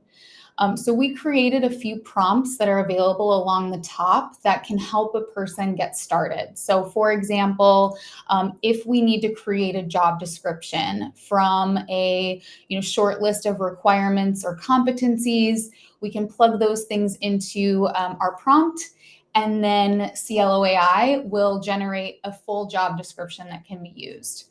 So if you think about the tedious amounts of time that it takes to create job descriptions, especially, a first or second draft. This tool can generate that in a matter of seconds. So we're seeing really strong successes from this right out of the gate in helping our clients generate job descriptions really rather quickly, also while incorporating our clients' tone of voice, brand guidelines, etc. And these can be easily downloaded or shared out of the tool. So if they're going into a content library or into an HRIS or ATS, we have that capability as well. And as we kind of move through the recruiting workflow, we can then take that job description, plug it in here, and create some job advertisements. So whether that is an in-mail and we're asking a specific candidate to apply, or if we're creating a post specific for a job board, our generative AI prompts can really tailor the messaging for the channel specifically. So here we've got something rather short and sweet that we can plug right into LinkedIn, or again, through a quick revision in the prompt, we can then create something for a job board. So again, really just eliminating some of that manual effort that otherwise the recruiter was really tasked with. We also have a great feature here where we can translate it to another language just by giving the LLM of some feedback. And this isn't something that we've designed specifically for language translation. It's just really showing you the power of generative AI with one click of a button and a couple of refinements in the prompt. You're able to then get a translated job post. When we take it into engagement, so what do we do then with the job ad, taking the job description and maybe a candidate's profile. So here I have a candidate resume and that same job description I just created. And now I'm able to create hyper-personalized communication to that candidate. What we're finding is that candidates are really looking for a consumer-grade experience, and they want the outreach attempts from recruiters and organizations to feel personalized to them. And so leveraging this, we're able to really pull things out of the resume and the job description and marry those things up in our outreach and engagement. This one is probably my favorite. This is the profile summary. And so again, we're taking candidate profile or resume information, the job requirements, and then our generative AI tool is telling us how well that candidate is going to match to a job. And while this isn't making any hiring decisions, the gap analysis is really telling us this is where this candidate is really strong, great fit. And the cons are maybe areas that we should highlight in a behavioral interview. So we actually have interview questions there along the bottom that a recruiter can leverage during a screen. And then that will help them with that face-to-face interview or the submittal of the candidate so that the hiring manager really has good perspective about who that person is and where they may need some additional on-the-job training. And we take that a step further here with interview transcription as well. So once we have the data from the recruiter screen, we can then take all three of those data points. So again, resume, job description, and interview transcription, put them all together, and then have a summary for that hiring manager and additional questions that they might want to ask in their face-to-face interview as well. We're refining these prompts and building on prompts all the time. So we rely on user feedback to help us with what we should come up with next. And some of the things that we've heard from our teams are the ability to then pull out competencies or skills from a job description. We also leverage just an open prompt. So if a recruiter or a user has something that they want to put in, like a question or something one-off, they do have the ability to leverage the large language model in that way. So in this example, I'm showing an Instagram caption in hopes of recruiting a Gen Z nurse. And I'm refining it again by including things like emojis or making it shorter, etc.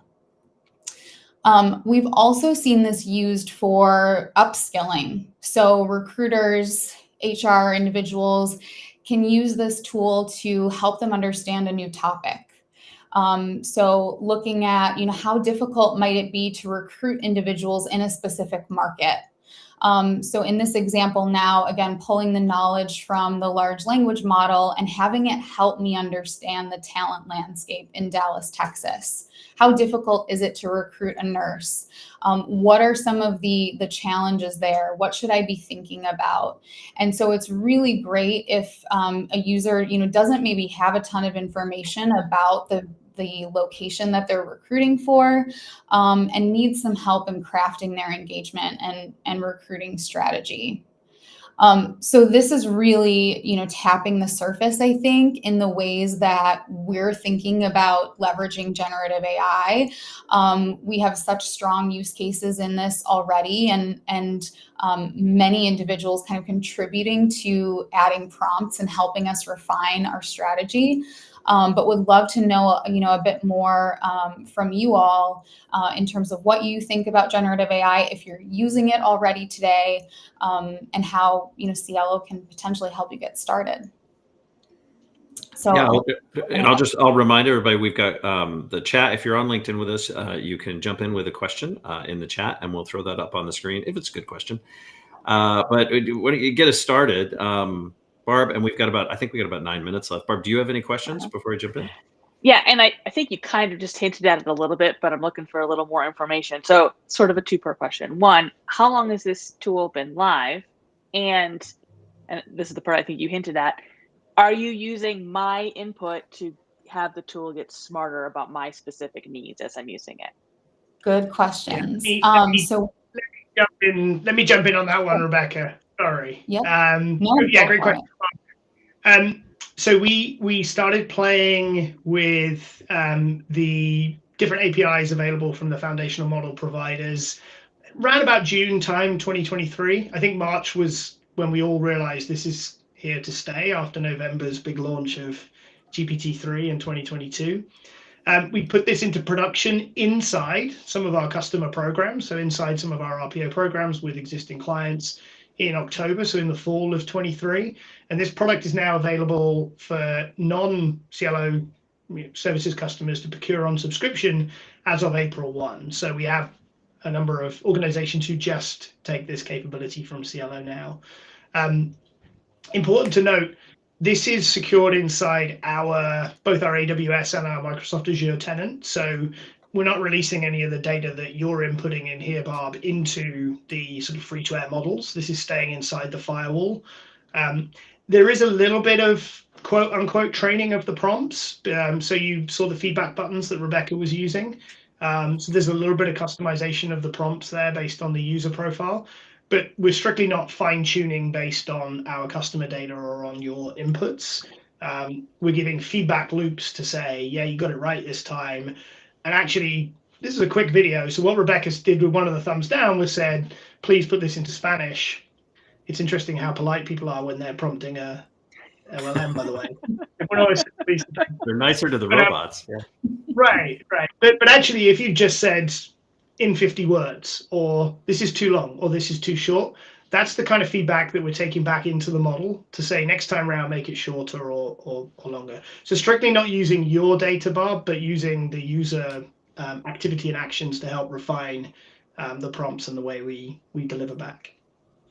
Okay, thanks. I love that. I'm looking at this, and what really strikes me, what I really love about this, you've done, and I was writing as fast as I could, job descriptions, job ads, you've got engagement strategies, you've got a talent or experience gap analysis, you've got interview transcripts and insights that come from that, and you've got even a snapshot kind of a talent landscape sort of delivery. Is there an element of the platform that you have missed, an element of the recruiting process that you've missed and that's next? Or you think you've got it bundled up and now it's all about streamlining and optimizing? No, there's tons in our lab. We have about 20 use cases running at any one time inside our lab, which is not this productized environment. Part of that is actually playing with the different foundational models to see which model fits which use case. So for example, Claude is better when you are using large amounts of text to synthesize, whereas GPT, so OpenAI's original GPT 3.5 Turbo or 4.0 is actually better for sort of generalist stuff, right? So where Rebecca's just putting free text prompts in here. So we're constantly doing that to do the refinement. Look out for some stuff that's actually candidate facing. We're pretty passionate about like using this. That's where I was hoping you were going. Yeah, we think this could be a great tool for inclusion and help with things like social mobility and access for those who, you know, may not be applying in their native language or don't have access to the same academic backgrounds as others. So this is really gonna help in that area. And then there's plenty more in the recruiting flow and actually in the HR flow that our clients are asking us to look at. I love it. Well, look, we do have a question that has come in from the chat. I'm going to throw this up. LinkedIn user says, how is Cielo integrating the solution with other TA systems, CRMs and ATSs, specifically to help drive those recruiter efficiencies?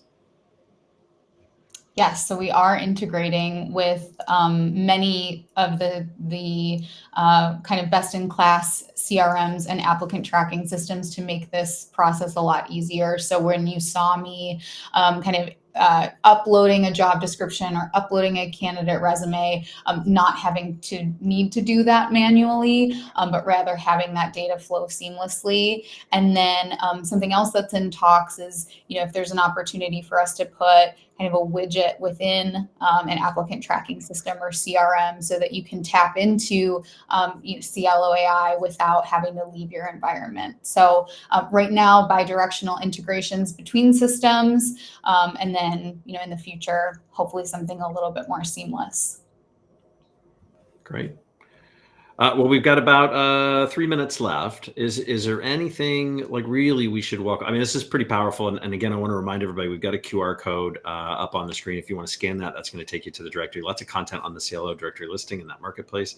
And you can reach out directly there. I think there's a one-click sort of contact button too that you can connect as well. Is there anything, Rebecca or Matt, that you want to make sure that folks who are sort of watching this rapid fire run through walk away with? Yeah, definitely. Well, I can pull up our 7 standards for AI, and I know Chris, you know, we built some of the questions and RFI and RFP evaluations alongside Career Crossroads. And so I think as people are walking away from this and wanting to figure out, you know, how do I get started with generative AI? All of that sounded great. I want to partner with Cielo to help me get into the Gen AI space. What do I need to look for? We've been really diligent about bringing forward standards for ethical AI use for HR and TA. So instead of this being dictated by our legal departments or our IT departments, really wanting to bring forward our point of view so that as we start to embark on this generative AI journey, that we have the right framework in place and we know that we're innovating in the right direction and that we're not undoing any efforts to remain compliant and all of the things that we're hearing about AI. So as you start to think about your own generative AI journey, please definitely take these 7 standards into consideration and reach out to the Cielo team too if you have any questions or want to get started on your generative AI journey. I love that that this is your final takeaway, Rebecca, honestly, because so many people, I don't care if you're on the solution side or the TA practitioner side, AI is a buzzword, and I don't know that people are always really thinking about the ethical impacts of it and thinking about it long term. So I really appreciate that you close with this. I think it's important stuff. Yeah, great. We love to hear it. Thank you so much for the time. Yeah, and I think we have 1 minute left, but I do want to ask: is there? And I love this question for all of you. Sorry. Is there sort of a sweet spot of customer that's jumping on this right now? Because I mean, this is bigger than shiny baubles. There's a lot of really interesting work and just fascinating implications across the org for this. Is there a sweet spot that's jumped all over it? Matt, what do you think?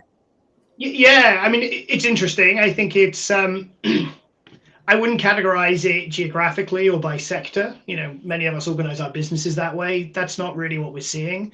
I think it's the curious enlightened TA leader who is thinking about 2026 and 27 and maybe 2030 rather than just about 2024 and 25. The other thing we're seeing is, not many HR functions are looking at increased budgets next year.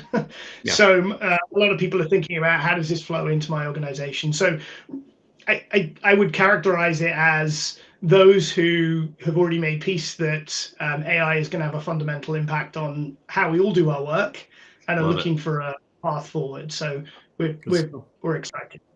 All right. Well, I want to thank you both for being here. We ran right up on time, so I appreciate that. Did a great job, and we'll talk to you soon anyway.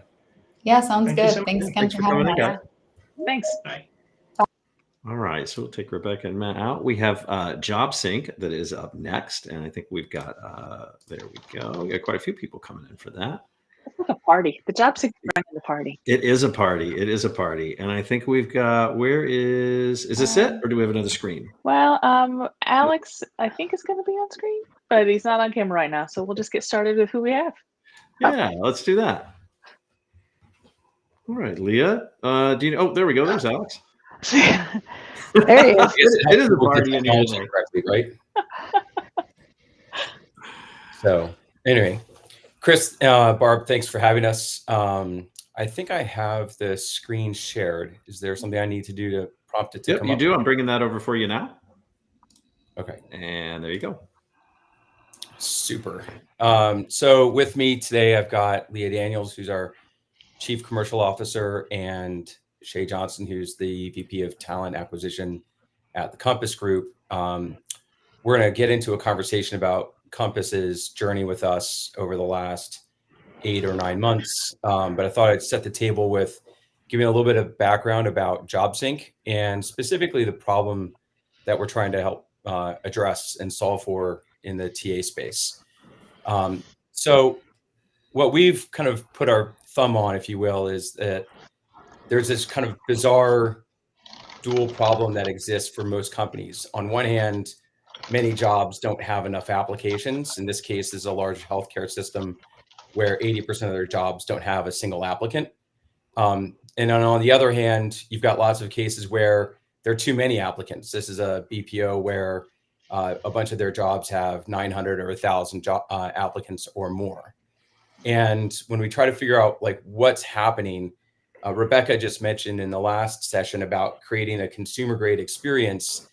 And unfortunately, the way that a lot of the tech stacks are set up for many companies, they're very disjointed, very disconnected, create lots of manual processes that don't meet consumer expectations. In this case, that what we're kind of showcasing here is the journey for a candidate often starts on a job board. They then have to leave. They then have to create an account. They get really frustrated. They then don't apply, and they go to TikTok instead and waste 3 or 4 hours there.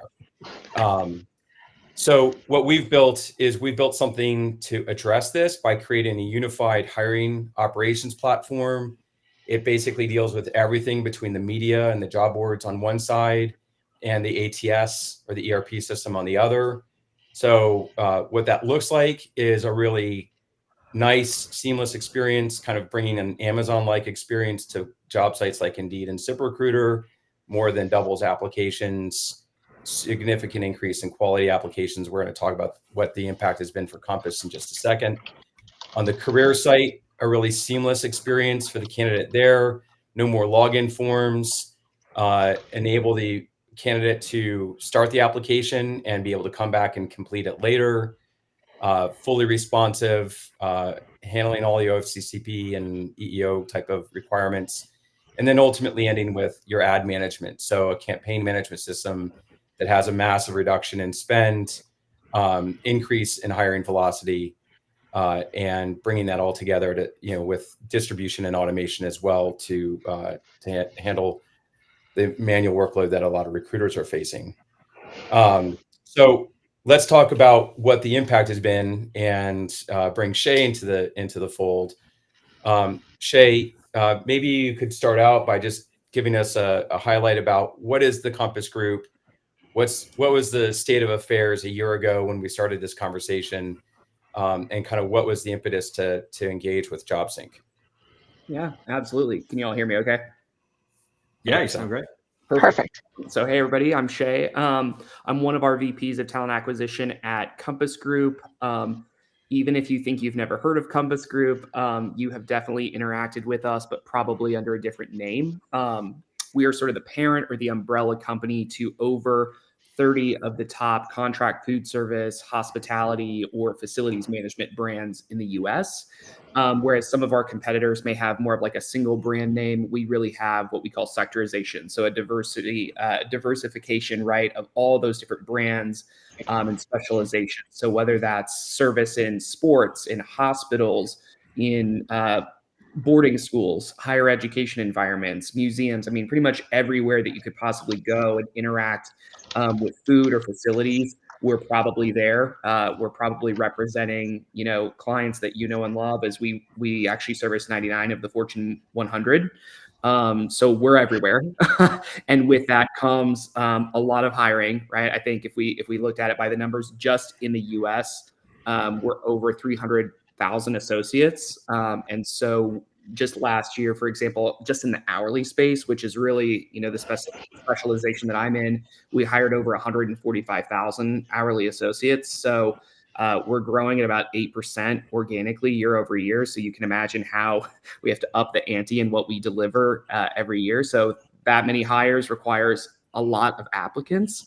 But as Alex just mentioned, right, thinking about the efficiency where we want the right number of applicants and the right quality, and not 1,000 applicants for one job and 4 applicants for the other. So that's awesome background.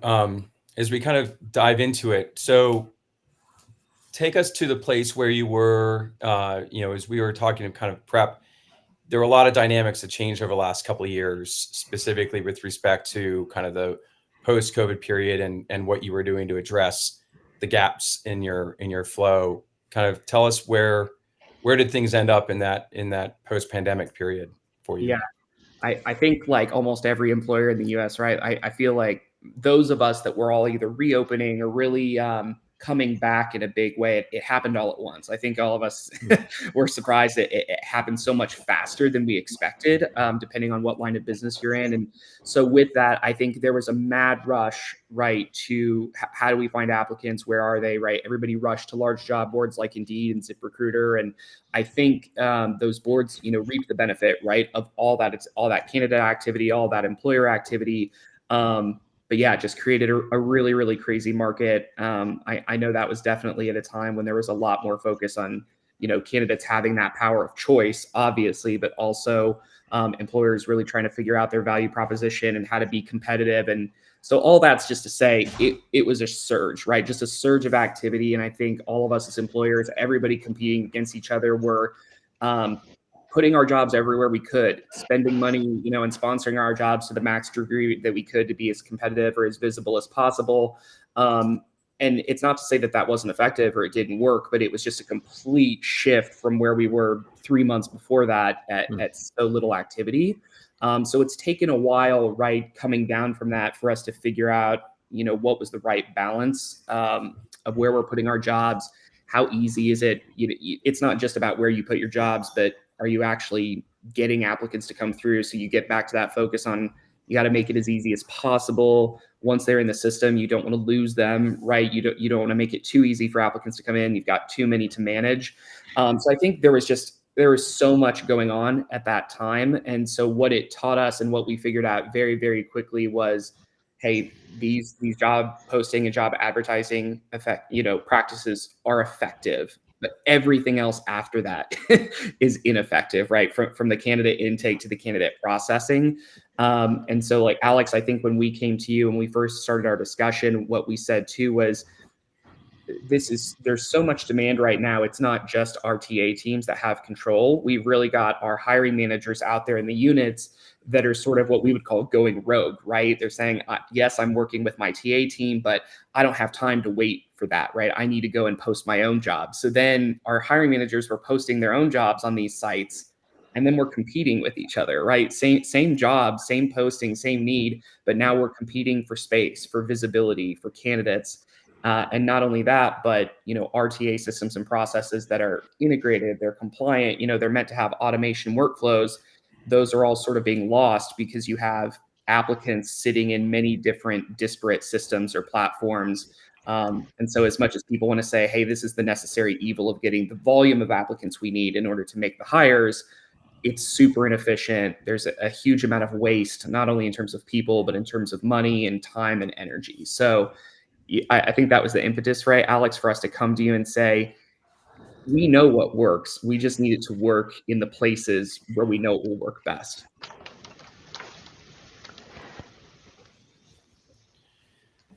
So take us through kind of what the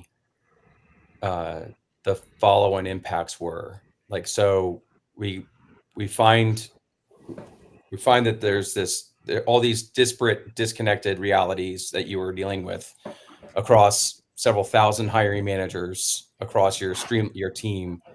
Like, talk about what go live was like. Talk about the next week. What happened after the first day? Most folks that come to us and have questions will often say things like, how long will it take for me to see value? What was your experience? Well, Yeah. that, and I'll add to that too, Alex. Like, I feel like, Shay, you're in this perfect storm of recruitment, right? And everything's changing. Like everything, the technology is changing. Where people want to work is changing. Who's available, who's not available, hiring, who's not hiring, and you're big. Like, it's no joke. You're stunningly big as an organization, right? So I guess I'm with Alex too. I'm wondering how long does it take when you've sort of flipped the switch to sort of realize that value that comes with partnering with JobSync for you? Yeah, for sure. Well, I'll kind of focus on just the one singular, what we were doing at the first phase of implementation. So I think the biggest driver of this was probably Indeed, just because they were the largest board. There's so much activity. And for us, it's like I said, it's where we noticed the most amount of duplicative effort and spend happening across the business and the inefficiency there. So, when we came to JobSync, we said, hey, we'd love to do this across every, board and site and connection that we could leverage, because, we do have a pretty diverse approach to where we post and how we advertise. But just with Indeed, we said, hey, we want to make sure that we take advantage of that native apply experience on Indeed, right? We want all of our jobs to automatically have that sort of easy apply feel where the candidate completes one application. They're not going to be redirected to a separate site. They're not going to have to complete an application on Indeed and then have to complete another application in our ATS later in the process, right? So first and foremost, we just said, we want to make sure that all of our jobs, as they're distributed to Indeed, have that experience. The candidate comes through, lands in our ATS, and then that's it, right? We have all of our candidates in one place. We're now able to retarget, remarket more effectively. We can move them through the process using all the different tools and technology that we already have in place. So that was just the focus, right? Like, let's just get that done first. That was actually super easy. It was much easier than I thought, just because for years we had been looking to do that, and it seemed like nobody could really deliver it the way that we wanted it, with just that simplicity of approach. Yeah. But yeah, it was really that JobSync came in and said, hey, we've already built this multiple times over. It's really just about understanding your current, application sort of required fields. What are those dynamic questions that you ask, kind of screening questions that go onto a job when you post? I mean, really, as soon as they understood, here's what you ask and here's how your requisition process works. I mean, they built it. I know you all came in and built it to spec so that it displayed exactly as it should from an Indeed experience standpoint, but translated back into our ATS the way that we need it. That was only a matter of weeks, right? And I know we worked really well together. The expectation was just set to say, as long as you provide us this data in these fields, it'll make it go quick. So I know we did kind of all the heavy lifting, even just as we were discussing, like really before the implementation started rolling, we kind of knew exactly what to expect. It was a matter of weeks. And then the testing process was actually, it was much easier user testing than I expected. It wasn't this really rigorous process. It was just a matter of saying, hey, let's go through and validate. Let's do some test applicants and make sure this is coming across the right way. So I actually expected that went so smoothly. I thought, okay, with any large implementation like this, especially with our volume, there's going to be weeks and weeks of fallout, right? And troubleshooting and trying to make sure that we fix things that are broken. And that did not happen at all. So Alex, you said, just kind of speak to the results. It was overnight. It was when we went live and we flipped our feed and said, okay, we're now going to take down our current job feed that's going to Indeed, and now it's going to be the JobSync feed with this experience enabled. It was the next day, right? We doubled our applicant flow. Actually, it was more like 115, 116%. We went, so if you think about a job having maybe 4 applicants coming through, that went to 8. Jobs that would normally have 25 applicants became 50. But what's really amazing about that is it's not to say that that applicant volume wasn't there before, right? First and foremost, it was just disparate. It was disconnected. But I think what we were worried about was, like I said, everybody thinks with things like easy apply or native apply experiences, it makes it almost too easy for applicants sometimes. So well, that was my question. Were you worried you turned it on and, oh, these aren't the candidates I'm looking for? Like that, I think that's what we were experiencing before is, if you're a manager and comes to you and say, oh, when I post my job on Indeed with easy apply, I get 50 applicants. But the truth of it is it's almost too easy for some of those applicants. So you're getting a lot of passive, what we would call just chronic clickers. And really the amount of people that are actually going to respond to you or engage with you out of that 50 may have only been 10, right? So it's funny how when we turn JobSync on, because we're incorporating some of those screening questions, some of those required, EEOC validating questions into the experience, making it just slightly longer than the initial Indeed experience, it really helped at the top of funnel only deliver to us those candidates that were truly engaged and wanted to go through that initial process. And so we have found, first of all, there was really no top of funnel drop off. We just truly got all of those applicants that were only in Indeed now flowing into our ATS, but we also have just seen an increase in candidate quality and engagement. So if we got 50 candidates landing in our ATS, we're getting a higher response rate out of those 50 than we were getting when they were just sitting in Indeed alone. So altogether, it's better top of funnel, it's better conversion, it's better quality. And like I said, it was overnight. It was like we got to present at executive leadership the next week and say, we fixed everything. We fixed all the points that everybody has been so mad about for like 3 years. Shay, do you remember when you went live and I said 2 things to you? I said, 1, you're going to call me next week and be like, oh, we really did this. Oh. And then the second thing I said is you're going to go look at your money and how you spend it very differently, because you're going to find out that you were spending money prematurely or in the wrong places because you were afraid. Mm-hmm. And you came back to me and said, no, we're gonna get this. And then a week later you were like, so. Yeah, I think what was a great example of that is we had a large hospital system, some in an urban market, some of it spread into rural areas as hospital systems typically are.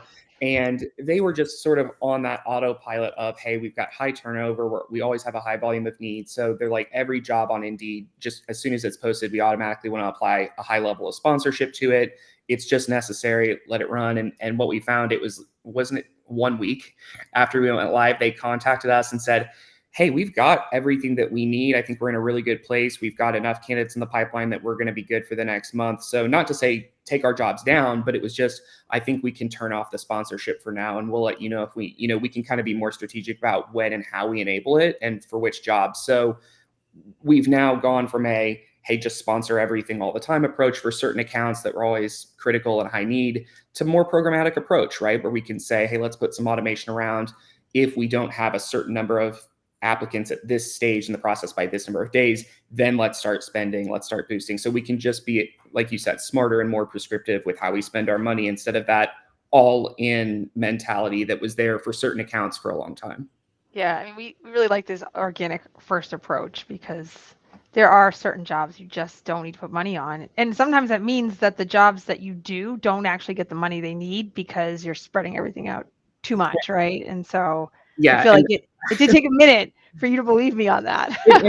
I think it's important to know too, it depends on your organization and what your priorities are, but, especially for the job boards out there that might see this or listen to this, our desire wasn't to stop spending money. It was to just make sure that we were optimizing that advertising budget and saying, hey, we're going to spend the dollars with you, right? If you're Indeed or if you're ZipRecruiter, if you're any of the other large players, like we're here, we have a budget, we need to spend it. But instead of neglecting jobs or accounts that we didn't have the capacity to sponsor their jobs before because we were overspending in other areas, we can now more adequately distribute that budget in the areas of need. And we're actually, it's better for everyone, right? Because they're able to come back to us and show, hey, you've got now better performance at a macro level across all these different markets, instead of saying, hey, great news, you're doing really great over here, but we've still got all these people over here suffering. So I think it's just been a win-win for everybody, rather than simply to come in and say, oh, we don't spend as much money on advertising. It's really more like we've truly optimized that advertising spend, so it's going to the right places at the right time. Yeah. Shay, I just want to say thank you real quick. We're going to get the hook. Chris, I'm going to preemptively say just thank you. I appreciate it. Good luck for the next folks. And thanks everybody for your time. Thanks. I love a good success story when the TA leader can say UAT wasn't so bad and it worked right away. So you know, like, I love that. I love it. Win-win. Well, Shay, it's great to see you. Thanks so much. Alex, Leah, we'll see you soon. Thanks. Thanks, guys. Thank you. All right, good stuff. So we'll take these folks out of here.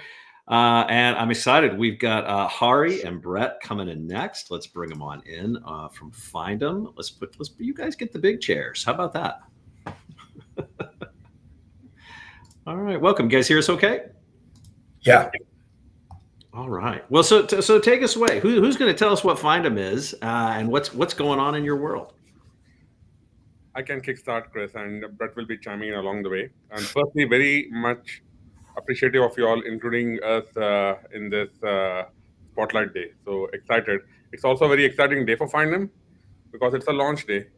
We launched a brand new solution today, which is Copilot for sourcing. And we're excited to share what the solution is all about and what it does, how it does, and potentially demonstrate an aspect of the product. Useful to essentially get feedback and tell the story here. So before I jump in, I'm going to essentially share my screen a little bit. Okay. There we go. I've got you. Yeah, so I'll introduce Findem through the lens of Copilot because this is the way ahead for how we think the talent transformation is going to essentially occur through the Findem lens. One of the very uniqueness about the launch that we're doing today around Copilot is it actually transforms the entire life cycle of finding talent, which is sourcing, right? I mean, and one of the observations that it's leading us through this product definition is that a good chunk of recruiter workflow is not just about running bespoke tasks, but it's about running a whole process. As much as 80% of the time goes into running process. And what Copilot for sourcing is intending to do is define it as a workflow automation problem, where you actually can solve the entire workflow, which and the barriers today for implementing such a platform is inadequate data. The data is incomplete. Hiring happens on multiple channels. Hiring is not just one channel. So when you think about sourcing or looking inside the ATS or looking for referrals, all of those are different channels where hires come from. And these are very disparate channels generating different data sets. And the processes that combine all of those together are very bespoke, are very, very broken. So by defining it as a workflow automation problem, the very first thing that we had to solve, which Findem has been solving for the past 5 years since our inception, is overlaying and building the right data set. Without the right data set, AI automation and process automation is going to be incomplete because bad data yields to bad decisions. So it's a party trick when you try to throw in a resume and then essentially ask it for information that is not listed there. It's going to generate information. What we've done at Findem, which I think I'm going to illustrate as I go into the demonstration, we solved the data problem first because we've captured a data structure. We captured a data structure that encapsulates the entire career of a person in 3 dimensions: person, company, and time. So you are looking at really solving the data ingredient by consolidating internal, external data, converting that into 3 dimensions, as we call it, which allows us to tap into any aspect of the career, using that to centralize search across all channels which is something that our application stack does. So you find talent matching the profile based on the enriched data set and discovers them across all the channels, and eventually surfaces that in a completely automated way, where the entire workflow needed to find the talent across all the channels is automated and shows as a single list. So the before and after here are quite compelling, because a good chunk of time was going into hunting, which is sourcing cold leads. Mhm. The word after is you're going to get hot, warm, and cold in that order, where the goal here is to recruiters spend most of the time on the hot leads. Now, I'm going to jump in and essentially demonstrate how it actually looks. But before I do that, there's a very quick illustration of what a 3D profile really means, which forms the basis for most of the automation that we're talking about here, right? And for that, I needed to pick a guinea pig. I'm going to pick my VP of sales as a guinea pig, which is Parth. So if you look at the career of any person of Parth here, this is as described by some of the public profile information of Parth, right? But when we make hires on people, we make hires based on the impact they've created in their past life, right? And it's extremely hard to illustrate the impact they've created in plain, simple English. Parth did his best into defining what he's done. But when we truly look at enumerating his impact, you only look at Parth in 3 dimensions on the kind of career trajectory that he's gone through and the kind of company experiences that he's gone through, right? It's not just about the space, which is HR, which is very relevant to Findem, but it's also about building out a company as it was essentially scaling, which is the experience that Parth has in abundance, right? So when you look at most of the decisions that we make, it's not just based on the person and their simplistic title, it's based on the impact, and that is well captured by the 3-dimensional data set. A 3D data set increases the data size from a simplistic 4 kilobytes of a resume into a 50 megabytes of enriched information that overlays people data, company data, and sorts it over time. This as a base fuels a whole lot of automation, and one of the examples of the automation is Copilot that I'm going to demonstrate right now. As I essentially jump in, right? I mean, the Copilot workflow to find people matching a job spec kickstarts in a very simplistic way in our projects page. Now, this is exactly where a recruiter is going to see all the jobs that are assigned to them in one place. Every tile here is a job that essentially is assigned. It comes and pulls directly from the applicant tracking system. The starting point here, essentially, for example, I have an open job for a product manager for workflow automation, right? And the job description is here, and we use it's coming in directly from our ATS, right? I mean, it's a job that's been open for last few days. If I were to build a pipeline for this particular job spec in the world today, the steps are I need to understand and interpret what the job spec says. The recruiter has to convert that into a set of keywords and essentially go and search across all the channels. If you posted a job, there may be a bunch of applicants that may have applied in. Your ATS and dataset may actually have past applicants. You may actually go and source externally from a sourcing provider. You may have referrals coming in. So different channels are where talent essentially may surface in, but the same search needs to be applied across all the channels. What Copilot does with a single click, as I essentially create that as a project, it does the entire workflow automation automatically, right?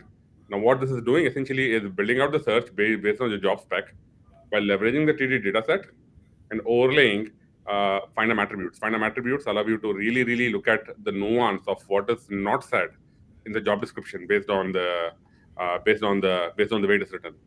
It actually automatically goes ahead and creates me a pipeline across all my available channels, which includes people that may have applied for the job, people that may be in my ATS that are past applicants, right? Internal employees, if internal mobility is a strategy, people that have been nurturing in my CRM, people that have been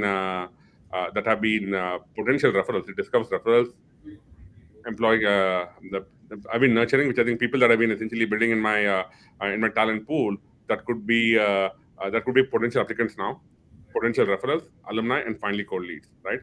As I jump in, what you'll realize here is it actually built out the slate for me, right? And these slates will prioritize talent pool first from my inside my ATS, as you'll essentially see these are all applicants. When you look at the search, it's automatically built out with everything that the job spec essentially says, right? And that entire thing is done through through automation and AI. It demonstrates for every one of these candidates enriched information on why, say, Amrit is a good fit. In this particular case, it actually shows me that he comes from UiPath, which is the workflow automation engineer that you're looking for.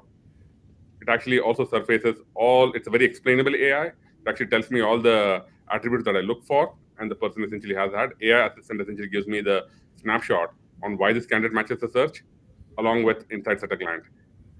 3D data is also included, which means you actually can see the trajectory of when the person worked for, what sort of a person worked for by overlaying person and company data set.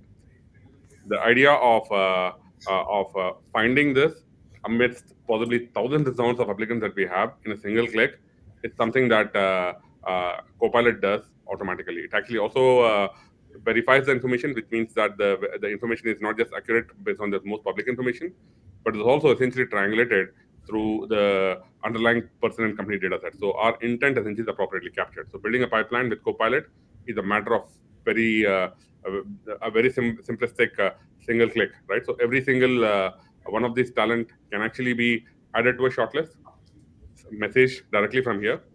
If it's the inbound, they could be dispositioned from here as well. It also enables you to view the entire talent across different tabs for folks that I think want to dig in. Like each of the channels essentially shows where the talent really lies. But it's deep-rooted automation to get us to the slate, which is the final answer, and every part of the workflow here essentially is configurable. I'm going to pause here for answering any Q&A. I think we are at 9. I think you're doing good for. Oh, go ahead. No, go ahead, Barb. Sorry. I was gonna say I've got a question for you on this prioritization. So, is that something I can influence? Can I tell the system what is of a more important priority to me? And does it learn from like my feedback over time? Does it get smarter on that priority list? You can absolutely influence, because the search it's a starting point for a search, right? Now, and every one of these attributes, you could essentially go ahead and override it, change it, right? I mean, the knobs essentially exist, right? The benefit which you'll essentially see with Findem, as you essentially think about changing the workflow and reprioritization, is at a good starting point, running a solid intake and then incrementally changing those are a matter of essentially clicking a few buttons and a few clicks here, right? Every one of these channels essentially it actually regenerated this thing based on my feedback right now, right? And every channel essentially changes based on that. So one of the vision that we essentially have for Copilot, as you essentially think about what good looks like for a company, it's a matter of folks that are in the company, the matter of folks that I think reflect folks that are high performers. Connecting the dot between those two and continuously learning is an important part. Right now, as I'm essentially removing many candidates from this search, it's going to essentially prompt to actually answer a few questions around how to tweak the search in a way where it can align with whatever is missing. But the goal here is to essentially connect the loop, because attributes allow you to really look at intangibles, and those intangibles can come from past hiring histories and successful performers. Those are again different data sets sitting inside your HCM and ATSs. Yeah, I think well, first, congrats guys on launch today. That's pretty exciting. I guess my question, there's a lot going on in here, but Hari, this concept that you actually mentioned and you brought up, this idea of like the person in the company, like that personal and company data over time, I think is going to be a relatively foreign, I would say, concept to most TA folks. Can you explain a little bit more about that? Absolutely. So when you think about how we make people decisions, right? We try to make people decisions based on the impact a person has created in the past career, or the potential impact they can create in your career, right? Mm-hmm. Now, a person's impact in the career today is purely based on what they've written down in English in their resume. And resumes are neither consistent, nor complete, nor comprehensive, nor verified, right? So the job of verification of that is up to the recruiter, which is exactly where most of the workflow time goes in, right? Supposing I say I need an expert Java coder, right? So the person may essentially, or somebody that actually has built a SaaS application that actually has seen scale, right? Because usually the requirements essentially are very much aligned to the business needs of the company. Translating that is extremely hard based on a very one-dimensional resume, right? Sure. So the resume essentially gets overlaid with a lot of information that context that the recruiter needs to actually bring onto the table. What three-dimensional data set does, it recreates a resume, right? And beefs it up by adding context that is needed to answer the business questions, right? Supposing I say I need somebody who worked in a startup, it's a very verifiable information for every company that I'm essentially looking for, right? When I overlay the company data set on what sort of a company did they work for, what sort of a category did the company work for, what was the business model for the company, right? It actually, and what sort of a subcategories, which is SaaS, right? It's completely verifiable. So when I say I need somebody who worked in a startup, I need to go deep into the company. Let's say I'm looking for somebody who's seen career scale or has seen a lots of scale in their going through in their company, right? That completely is verifiable as well, because when they started in a company, when they exited in a company, the trajectory of the company going up or going down, depending on the need, is something that is completely verifiable. So usually we associate the experiences based on the impact at a company that they were there, when they were there, and what transformation went through back then, right? Hard to capture that in English. What attribute-centric search and 3D profile and the automation here allows you to do is really express and go deep into the profile. So the sense of quality is going to be a lot more precise. Yeah, if I could take a minute and break this down for like recruiters and sourcers, right? The benefit is that's a lot of time I used to spend screening, right? A hiring manager would ask me like, well, were they there from Series B to Series D? Like, did the company scale during that time or did the company shrink? Typically, you got to get on the phone. You got to really go through a detailed conversation with the candidate to get that information. It's all right there. So you could see very quickly if you were hiring an account executive who said, hey, I'm hitting 120% of my quota. And then we look at when they were at a company and revenue shrunk, right? Could save you a lot of time in situations like that. Or in tech recruiting, the value of the 3D data is a lot of hiring managers say, well, hey, let's go cross-reference some of the code they have on Stack Overflow or GitHub, right? Findem's 3D AI will pull that right in and have a link directly to GitHub in the person's profile so you can verify all their code. So kind of that attribute, time-driven data, just for me, I think saves a ton of time and effort for recruiters and sourcers. I love that. Yeah. Well, and as a leader, it's less money you have to spend, right? So you typically have to pay to have access to a lot of these other tools or to a lot of these other research firms where a recruiter would have to leave the system they're working in, go log into another system to validate information. Yeah, and it's a slight gear shift a little bit, but I will tell you one of the things I love about what you showed is the internal candidate that comes up in that also. There's a whole nother 20 minutes, I think, to just talk about sort of enriching that data that sits in those systems. And where that gets missed, I think, in a lot of organizations, right? And it's a rinse and repeat of advertising jobs. This seems to tackle quite a bit of that. And I love that. I loved the visualization that says, here's what we've pulled back and here's where those folks are sitting. Yeah, could I share something here, Hari? I think it's a product in itself, to be honest, Chris. And what's interesting is the technology, I think, is ahead of the industry. And the reason is a lot of companies don't allow recruiting teams to recruit internally, right? There's hey, don't take my people if they apply. Cultural hurdle. Cultural hurdle. But what Findem's data, the first time I've ever seen, is you can get all the information on your existing employee population to make strategic mobility or succession or promotion decisions, where at the two prior companies where I worked in tech as a practitioner, we tried to do this, right? And it was a lot of manual effort. And if someone was hired 4 years ago, the only way you could get their updated information was if they updated public profiles, right? And then you had a massive manual effort to go outside of your HRIS system, right? And bring information back in to see what skills have they gained since they've been here. Findem brings that all right in. So I even think that part of the product could be leveraged by L&D teams, people, business partners, and talent development, well beyond recruiting. Yeah, I remember when I was a practitioner and I had a rep and I loved them, and they worked at a company, we won't name them, but it rhymed with schminked in.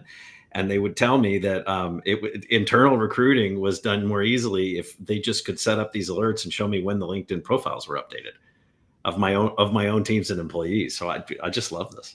Yeah.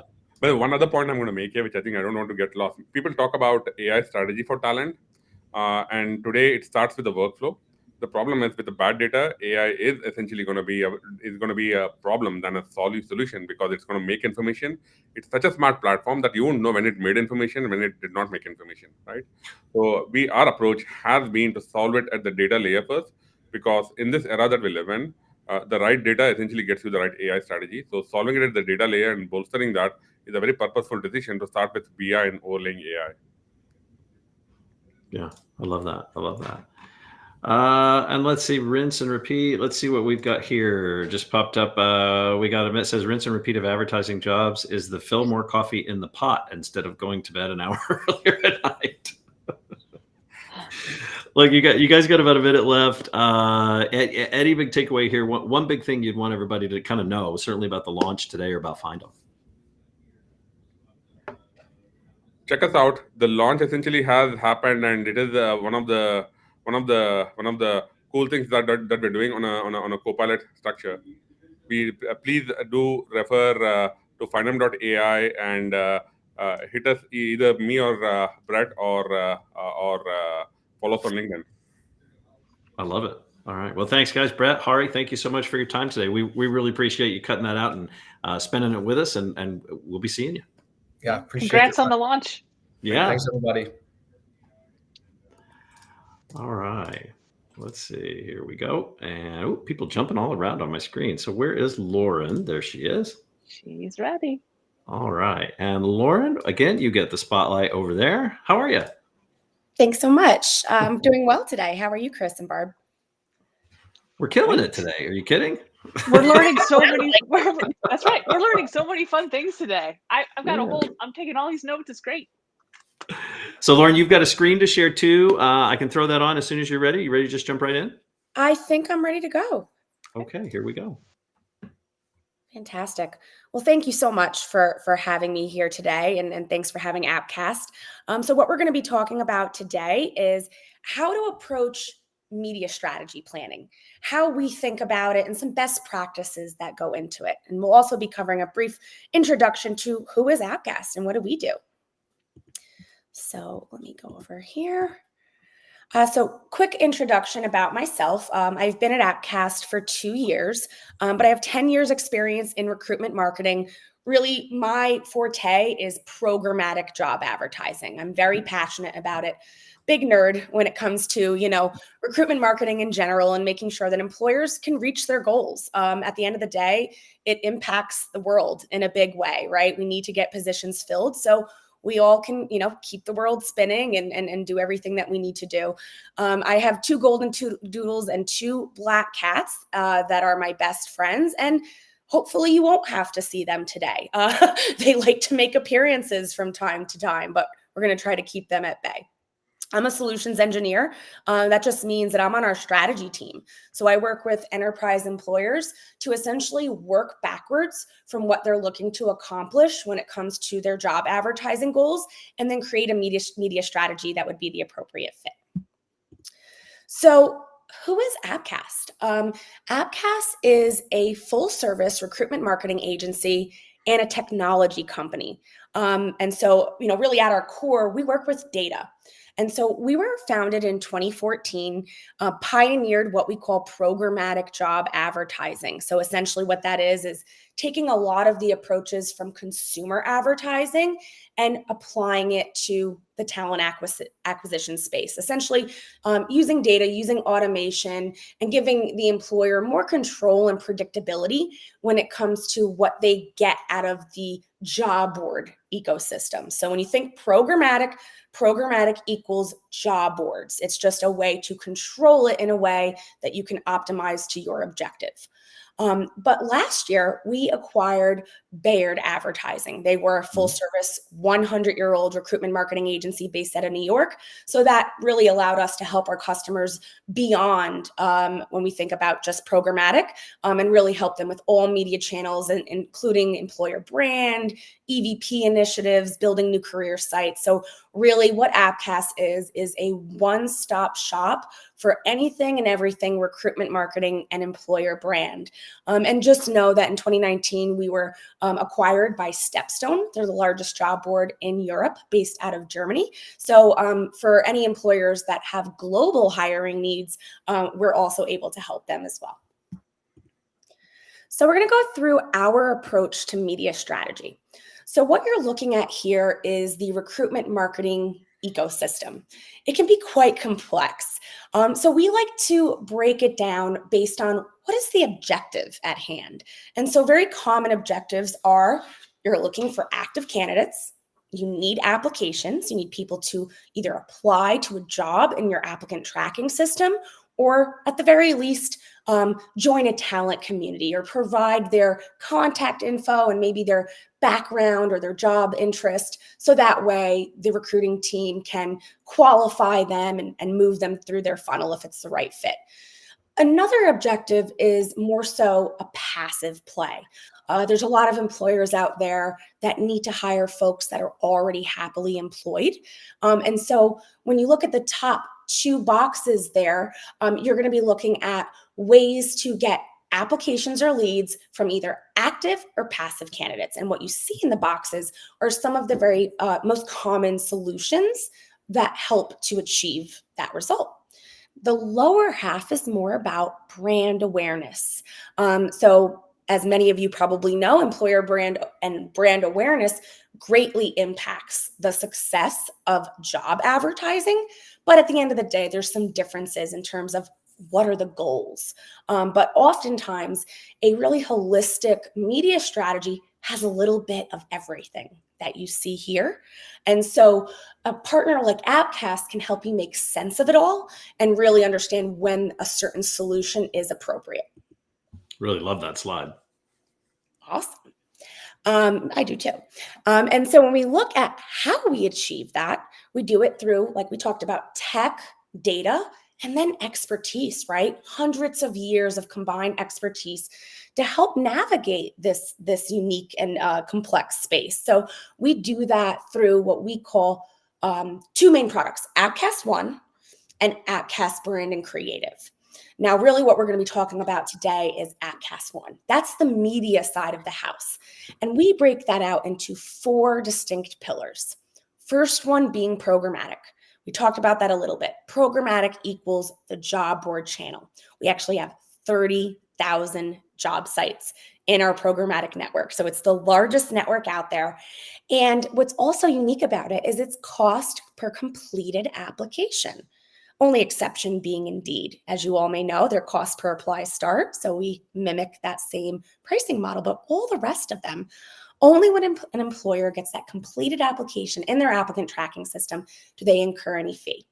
So because the job board channel is active candidates who have high intent, they're looking for jobs, it's typically the most cost-effective channel. It's also where employers often spend the bulk of their budget, right? So it's really important for us to get that right. We need to maximize the ROI that you're getting from that spend. And really, when we say ROI, we mean more hires faster for your existing budget. Right? We all know it's really hard to get budget these days. So we want to make the best use of it. And we also want to arm you with the data that shows leadership and folks outside of TA exactly what you got for it. And then we move on to search and display. We build that baseline of programmatic. We see where there's gaps. And then we often deploy search and display, which is really dominated by Google.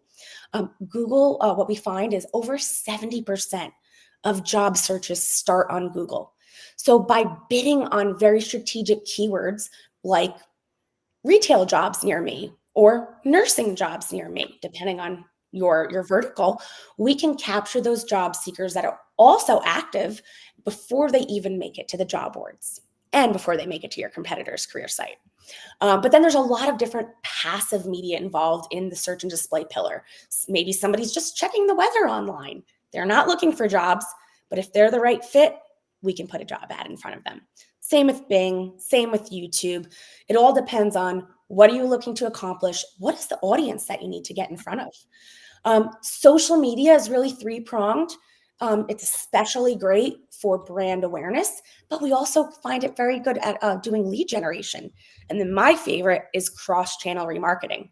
So maybe somebody didn't convert from a Google campaign. So now we can follow them around, maybe on Instagram or TikTok when they're looking at cat videos for 5 hours at night.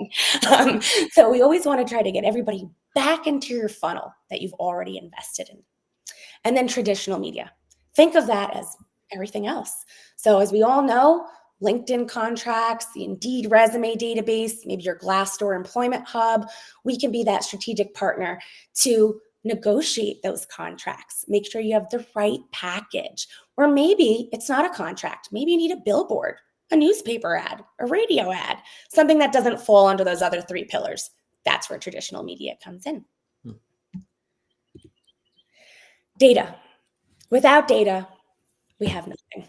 So we're really big on making sure that all the decisions we make on behalf of employers is data-driven. So that comes when it comes to competitive intelligence, really understanding what are your competitors doing in the space, as well as market benchmarks.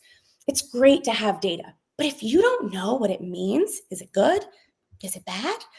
It doesn't tell the true story. So that's where we come in to really make sure you all understand what does a particular cost per hire or a cost per application mean when it comes to your competitors in the marketplace. And then without having real-time data at your fingertips, it's really hard to optimize. So we're all about 24/7 transparency into all of the data. Now, we do have a team of labor economists that help us with all of these initiatives, and they've actually created a sub-product called Recruitonomics.com. I absolutely encourage all of you to check it out. There's some wonderful free resources there when it comes to benchmarking and also industry snapshots. Maybe, for example, for healthcare, what is the average cost per application for nurses? What is the average time to complete an application? And other really great metrics like that. You can also download our 2024 Recruitment Marketing Benchmark Report. That will also be on Recruitonomics.com. Oh, what's going on with this slide? I'm guessing you all see white, just like I do. Yeah, we do. It's just the fun part of being live, Lauren. Sometimes when we have too much fanciness going on with the slides, it does this. I'll just go into this view instead. That's fine. All right. So when we think about building a media strategy, it's like building a house. We have to build a strong foundation. So that's where we really want to capitalize on the active job seekers. So that's the programmatic, that's the Indeed, LinkedIn's of the world, hiring events, right? Active job seekers. From there, we're going to begin to build that talent community or that talent pool, combination of active and passive job seekers. That's where that search and display, that social, even your sourcing tools, right? Like your resume databases, your LinkedIn recruiter seats. And then we have awareness at the very top of the funnel, really making sure that potential job seekers, passive or active, understand your culture, understand a day in the life. Employee testimonials are wonderful for brand awareness. So we definitely encourage that as part of the strategy. And there's a reason why we build the house this way. So when you look on the x-axis, what we're looking at is the number of applies with that black line going across at the 15 mark. So in this example, we're saying we need 15 applications per requisition in order to hit our goals. So when you're looking at this black little peak here, this is saying after 10 days, you have jobs, which is the y-axis, that have already received at least 15 applies for free. We didn't have to spend any money on these jobs, right? But we need to fill those gaps. We have a lot of other positions that did not meet the goal. So that's where we layer on programmatic. The job boards are going to take care of a lot of the other positions and get you to that 15 mark. You're going to notice that you don't see it going wildly above 15 when we think about programmatic, because with a programmatic platform like Appcast, we put in apply goals, meaning if we want 15 applies per rec, we're never going to pay for more than 15 applies per rec. But we still see a gap here. So that's where we begin to layer on search and display, social media, that last little white space left, you might need to source, right? So this is how we build that foundation to make sure that we're being really good stewards of your budget. We're saving where we can, only spending where we have to, and we're doing it in a way that is strategic and proactive and getting in front of the right audience using the right media channels. So when we think about what this looks like job to job, each job is going to have a different mix. Job one in this example, we got everything we needed from organic. Wonderful. Free is great. Job two, we needed to layer in some programmatic. And then as we go on, you might have those really complex positions, totally needing that passive candidate or maybe we had to throw the whole kitchen sink at it, right? All the media channels. So with a partner like Appcast, we have the ability to get very granular, rec by rec, to ensure that you have the right media mix. Ultimately, we build our partners what we call a media plan that is bespoke to their needs, that really breaks down all the top media channels, but not necessarily all of them. No company needs all of these channels on at all times. So we take an always on approach and then an as needed approach. But this is just an example of what it could look like. And ultimately, you need a different media mix depending on the job, depending on the industry. You need a unique mix between active and passive candidates. And that's what ultimately this accomplishes. It does not work if you do a one-size-fits-all approach. And understanding the true ROI is key. So really looking at your full funnel. How many applies came in? How many converted to a qualified stage of your choosing? At Appcast, we do something called a quality connection, where our customers are able to choose a disposition status from their ATS, like the first interview, maybe background check stage, that accounts for a qualified applicant. So every time someone meets that stage, we're able to report on it. And of course, report back when hires are made, giving key metrics like cost per hire, cost per qualified applicant, time to hire. We know speed is important. Every day a job is left unopened, it could potentially cost over $1,000 a day, depending on the type of the vacancy. So speed is another element that is very important when optimizing. Having a unified one-stop shop dashboard is also key. So that way, regardless of the media channel, whether it's job boards like Indeed, ZipRecruiter, LinkedIn, or even the social medias of the world like the TikToks, the Meta, the X, the Snapchat, we provide a unified dashboard so you can see what's going on 24/7, have that data at your fingertips, all the way to the hire. Lauren, can I ask you a quick question before you move off this screen? Yes, please. So, because I love this this screen. So, talk to me a little bit about the reporting tools. So, this is a screenshot of the dashboard I would have access to if I were a client. Is that correct? You got it. Okay. And is that real time? Like, how often is that data updated? It is real time. So when we have our pixels firing, it's updated. In terms of the down funnel data, that is once a day in terms of accumulating data like cost per hire and cost per qualified. But the cost per application stats, those are real time because there's pixels firing. Great. Thank you. You're very welcome. And so I will say most companies do not have access to this data. Most companies do not know without a doubt what their cost per hire is for every single requisition and every single one of their sources. It's just the nature of applicant tracking systems. It's very difficult, right, for that information to be accumulated. So having this is really key in justifying your budgets and making sure that you're always demonstrating to the company what is that ROI from the dollars that you're getting. So we'd love, for you to visit appcast.io as well as recruitonomics.com. Check out our free resources like that 2024 benchmark report. And we always publish a lot of webinars. So keep an eye out for that. Some really great information that we report on in those webinars. And so, if you ever have any questions about Appcast or you'd like to learn more, we have specialists standing by waiting to talk to you, and we'd love that opportunity.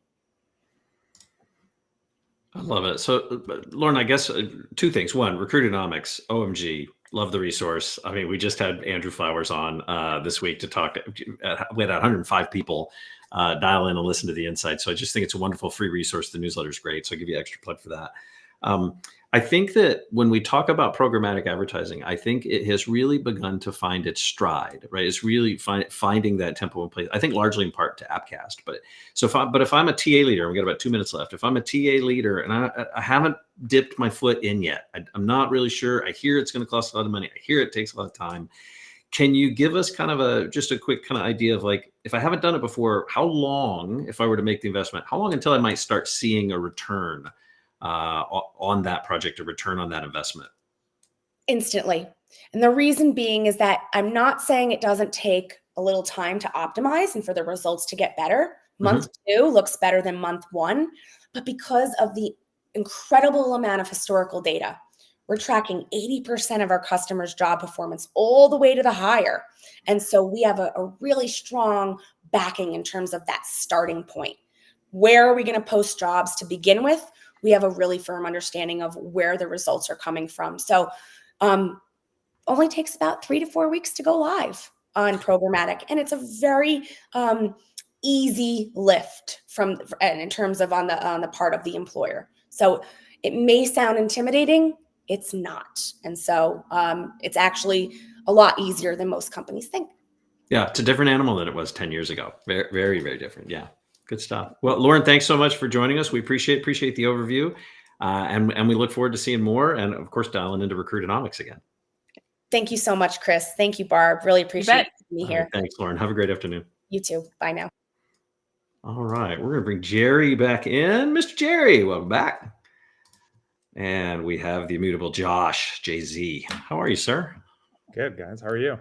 Good, good. What do you? I'm going to put you over here in the spotlight. There you are. Don't make my face bigger. But Jerry's up there. Good to see you. Yeah. So, what do you got for us today, Josh? I can go in a million different directions. I got some slides ready because everybody loves just being bored to death by slides. But I'll walk through a little bit about Paradox for anybody that's not familiar. Have some client case studies because I think that's what matters most. As you guys know, anybody can build really great looking technology. It's the results that it drives and the impact it has on the organization, on candidates that I think is what matters most. So I've got a cool video I can play, so we can go any direction. But I'd love for it to be a discussion, not me just beating people to death with keynote slides. Cool. Yeah, dealer's choice, I'd say. You've got a lot of. Jerry and I were just out at the Paradox headquarters with a bunch of your customers and some analysts. So you've got. You have no shortage of new updates and cool stuff that's being done and announcements. What you guys are working on. Well, I'll get through the slides quickly. I would love to leave room.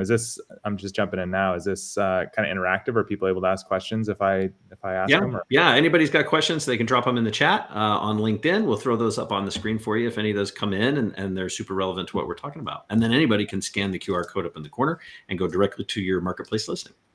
Sweet. Let me get my slides ready to go and then tell me if it's showing right. There we go. And it looks good. I'll bring it in for you. All right. I'm going to try. Actually, I'm not going to go into presenter mode because then I lose you guys and I don't want to do that. So I can't see the chat right now, I don't think, but I don't know. For you.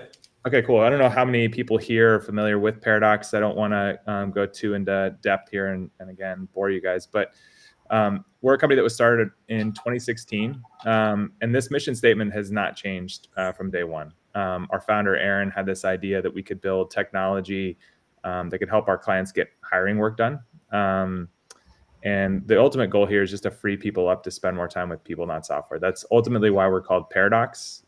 It's this idea the paradoxical idea that software can actually free us up to do more of the human stuff. And I think we're starting to see that with ChatGPT and OpenAI and some of these technologies that are automating the things that none of us like doing anyway. So that we can spend more time on the stuff that we are passionate about or that humans are especially good at. So that's kind of the mission statement. I always like asking this question, and maybe this is where you guys can help me monitor the chat a little bit. But we've always asked this question with any new client that we're working with or anybody who's learning about Paradox for the first time. If you had an assistant to help get day-to-day work done, what are some of the things in the recruiting process, the hiring process that you would ask that assistant to help you do? So Chris, Jerry, like if you guys see stuff in the chat here, like what are some tasks that recruiters do every day, that managers do every day, maybe that you do every single day that you wish you didn't have to? Every dumb question that I've had to answer 35 times, etc. People don't realize how repetitive, if you will, all of that is. And obviously they ask it 60,000 different ways, but it's in the end, it would be great to have an assistant that could help me do that. Yeah, right. Like it's and a lot of times it's an important question. So Yeah. what we see pretty often is candidates will not be sure what to wear to their interview, or what sort of questions they need to prepare for. Maybe after they're hired, it's do I need to bring lunch to my first day? I'll play a video a little bit later that shows kind of where this is going, but sometimes it's what is your policy on maternity leave or paid leave? What is your policy on bringing my pet to work? And I think the thing is, like, it's annoying for recruiters and people in TA to have to answer those questions, but it makes the experience better for candidates when they do get answered. Well, not only that, but it gives you an extraordinary opportunity really to understand what it is that moves people to move forward. That if I've identified the fact that their potential for my job, what is it that's going to fully engage them? And now if I could put all that together in some consistent way, I think it's an advantage. Yeah, totally. I'll move on here, but I think like the other things that we hear quite often are screening for basic qualifications. So this is not screening for things that are subjective or that are potentially exclusionary. These are, can you work in the United States? Do you have the right license? Can you write software in the right language? Things that are core competencies and requirements for the job. No recruiter really wants to spend time going through 100 applicants, 1,000 applicants to make sure that those people have those qualifications. So that's one. Two, and this is a huge one we'll get into, is scheduling interviews, and not just scheduling interviews, but rescheduling interviews, reminding hiring managers to show up, reminding candidates to show up. That what we found in some organizations can take 10 to 20 hours per week of a recruiter's time. And that's all solvable by technology and automation. So moving on, I think like we are a conversational first company. We've thought about everything from this idea of using conversational AI to make experiences better. In 2016, people looked at us like we were nuts when we said that conversational experiences would be the new UI. There was a whole lot of like, yeah, right. That's not how software works. That's not how enterprise software works. What I think is interesting is, and I use this slide just to illustrate this, we're now seeing this across all sorts of consumer experiences. So Delta on the left here, this is me literally chatting with a non-human agent to change a flight. If any of you have done this recently, this has made this experience 10 times better. Making changes to your flight used to be a nightmare. You'd have to go into the airport, go talk to somebody, stand in a line. It took an hour. I'm able now to change my flight in 5 minutes through a text message conversation. In the middle is something that Walmart is piloting. I think they're still piloting. Maybe it's actually live now, but they call it text to shop. And what this is you have this assistant that knows you. They know your purchase history. They know your past, what sort of brands you like. They know the last time you bought paper towels. And so when you go and you chat with this assistant, it's going to recognize those things. It's going to remember you.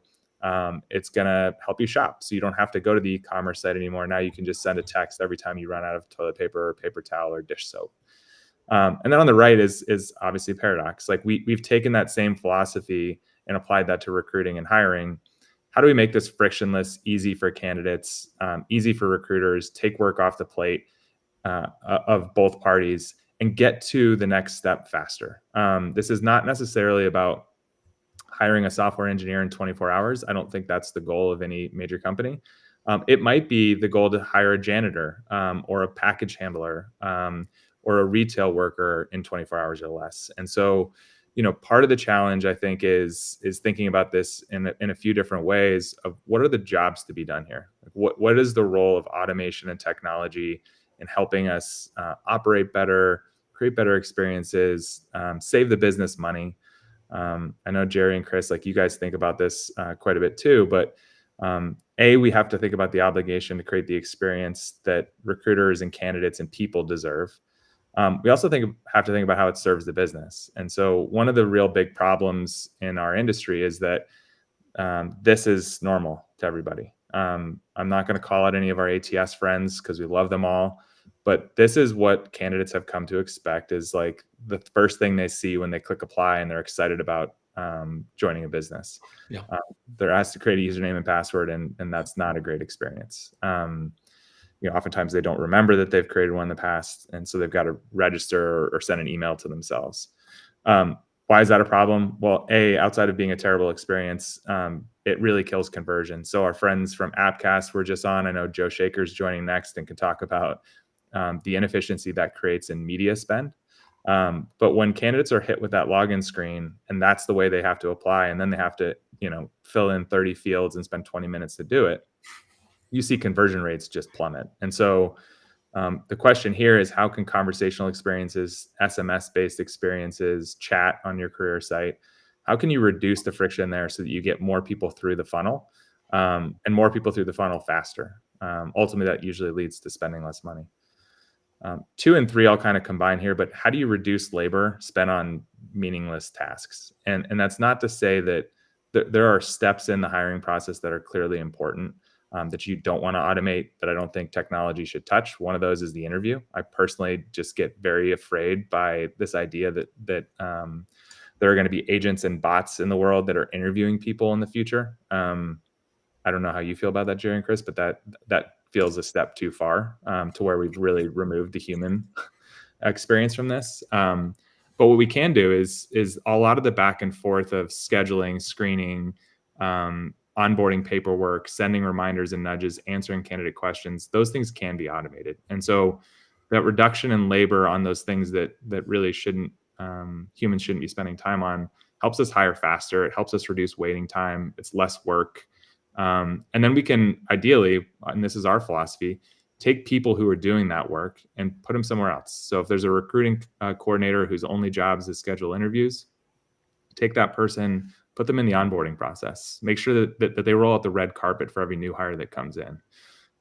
Put them in new hire training to make sure that employees are better prepared for their first week or their first month. So the answer isn't always how do we reduce people and headcount and cut jobs. I think that's the fear of AI and automation.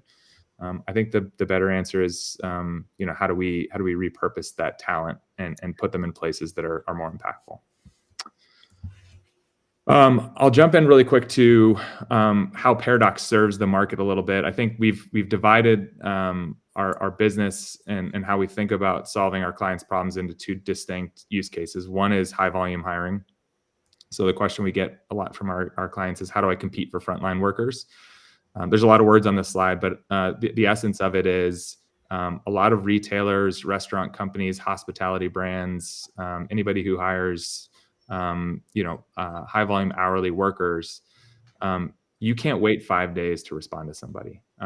You can't, the hiring process can't take 14 days anymore. A lot of times with Indeed Quick Apply, you have candidates that are applying to 10 to 15 jobs at once, and they're probably going to take the job from the employer who responds to them first. And so a lot of this is about speed. How do we respond to these candidates quicker? How do we get them connected to a recruiter or manager for the next step faster? And if they're qualified and if they're ready to work, how do we get them to day one faster? So that's one of the keys there. Then there's high skill professional hiring. So if we're thinking about software engineers and nurses and executive hiring, we're not talking about necessarily hiring in a day. In fact, a lot of our clients don't really care if their time to hire is 30 days because that's normal, and they have to be a little bit more diligent, and there are more steps that need to be followed.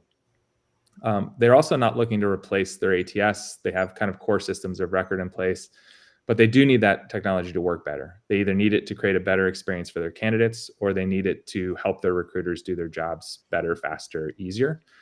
The key here is how do you integrate into that workflow? How do you work within Workday and SAP so that the recruiter doesn't need to live in 2 systems? They just need to change a status. And when they change that status, it cues the automation to go take care of scheduling the interview or doing whatever it needs to do. So yeah. And Josh, I think it's kind of an important call out here, because you're talking about optimizing stuff, and people are in these systems they've been in for ages.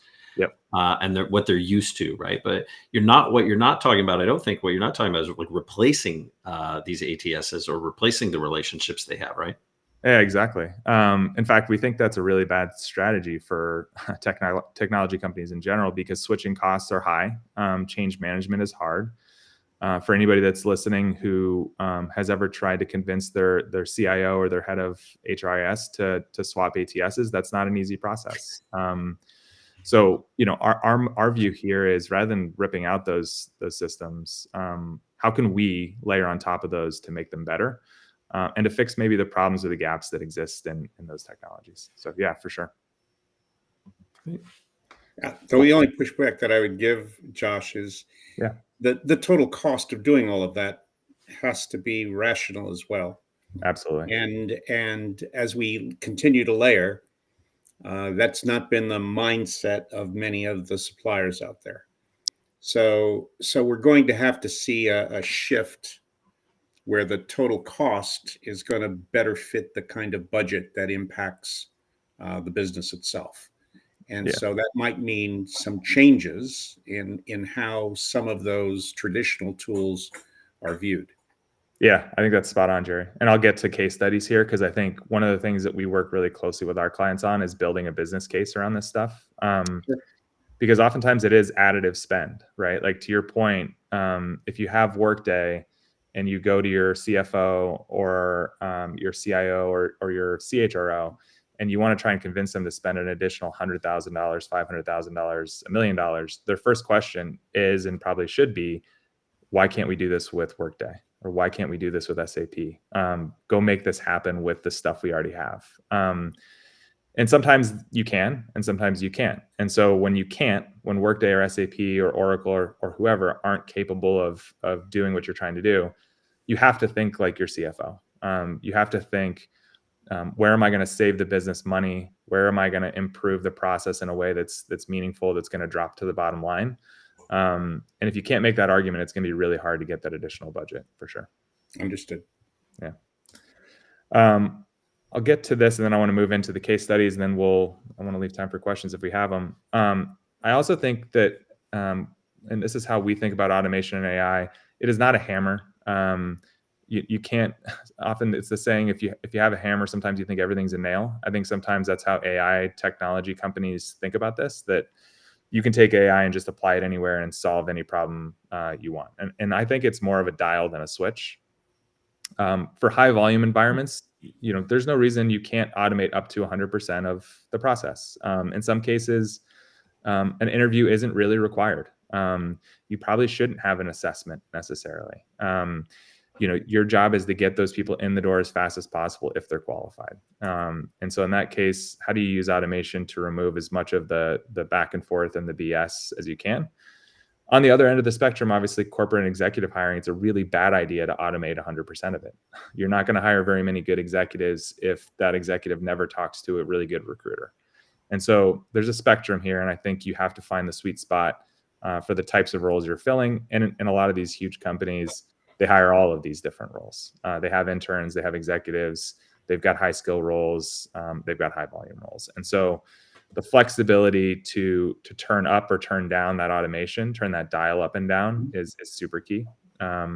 Because if you try and do it one size fits all, I think you're heading down a path towards disaster. So I think it's a great point. I think a lot of people forget that.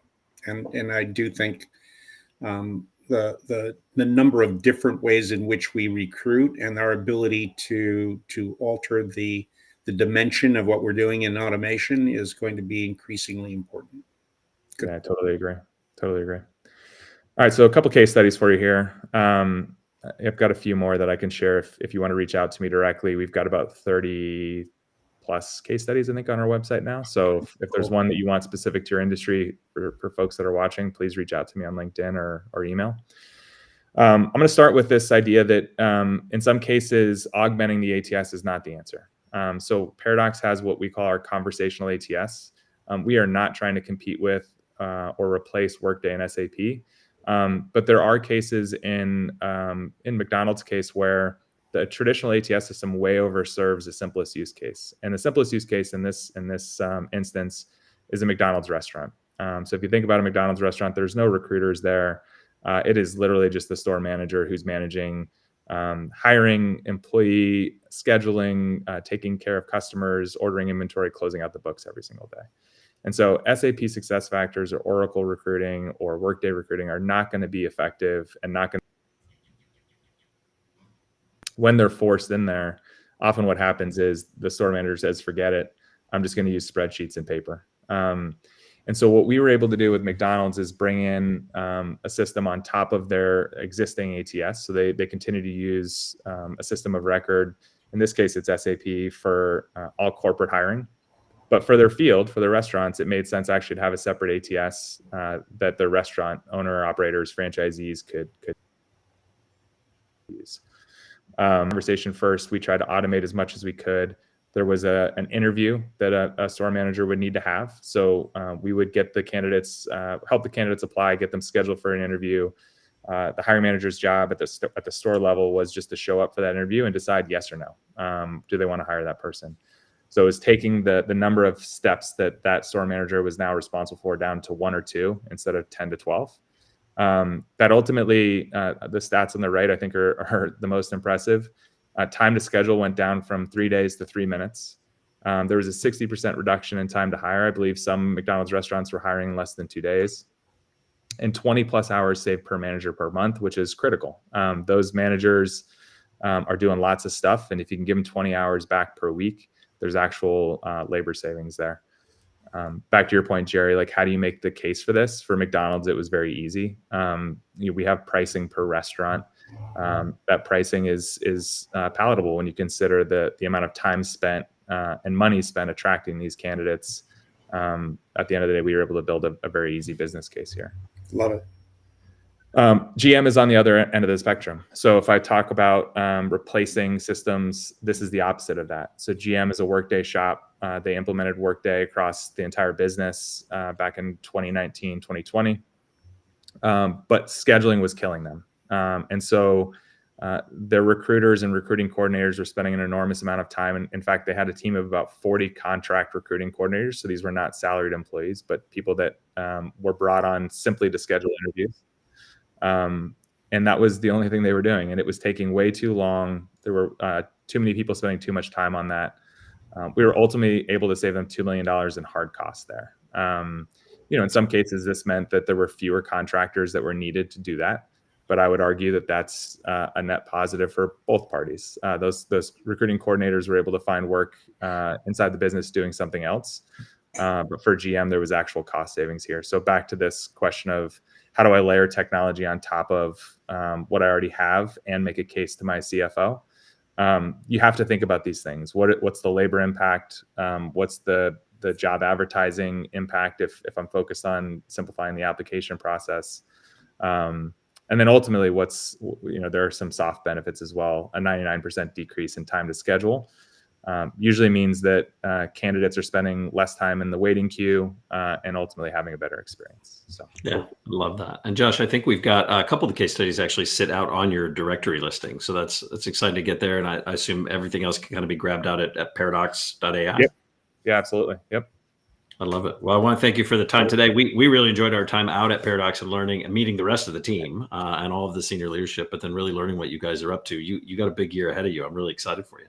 We're pumped. I think it's, I always say I've got the easiest job in HR tech because we have an amazing product and happy clients. So my only job is to not screw that up. So as long as I kind of focus on our clients' stories and successes, that's the best part of the job. So I love it. I love it. I have no doubt you guys will be successful. Good stuff. Thanks for joining us, Josh. We really appreciate you, man. Thanks, guys. Appreciate it. All right. Thank you.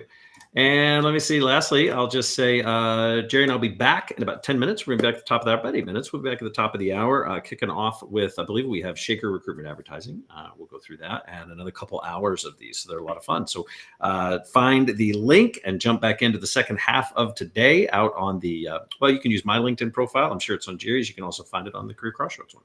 With that, we're going to see everybody in just a little bit. I'm glad you got a break. Yeah.